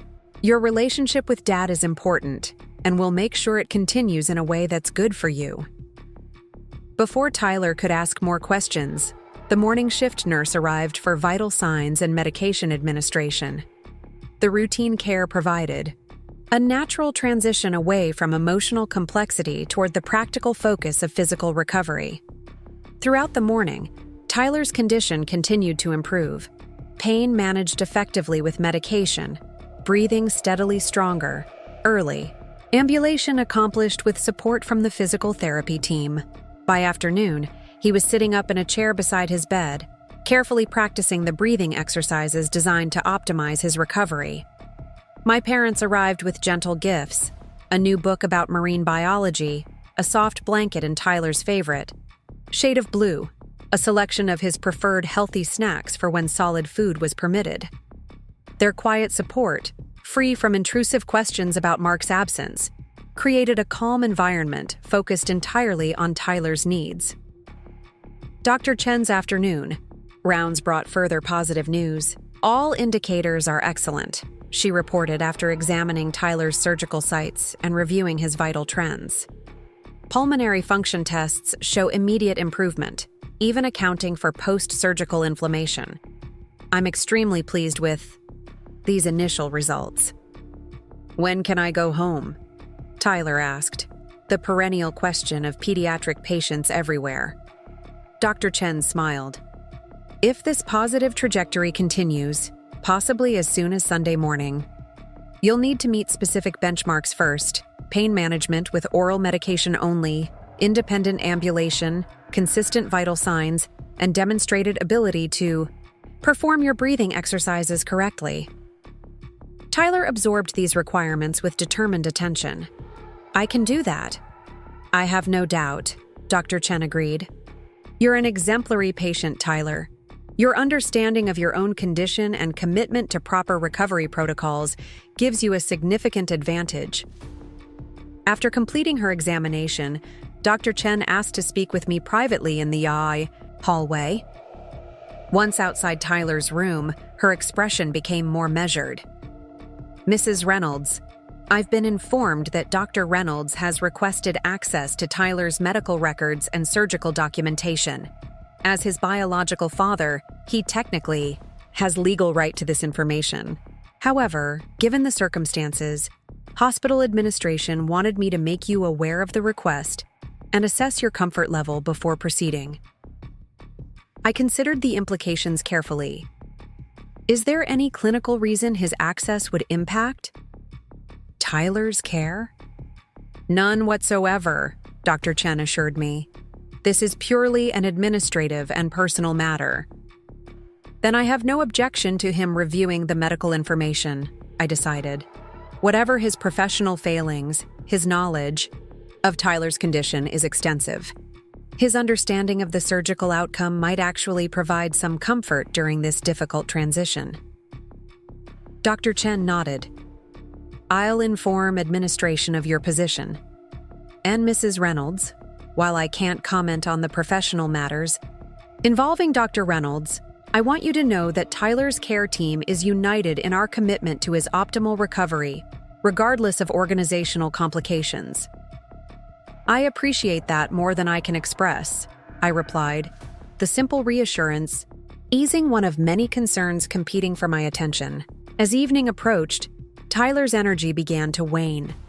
The accumulated effects of surgery, pain medication, and early mobilization efforts taking their toll. He fell asleep mid-sentence while describing his plans for modifying his science project to reflect his new pulmonary structure. I adjusted his blankets, dimmed the room lights, and settled into the bedside chair for another night of watchful presence.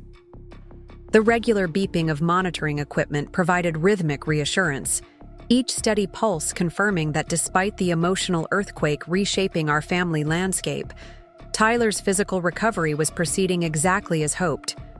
My phone illuminated with another message from Mark. Robert Garcia delivered divorce papers today.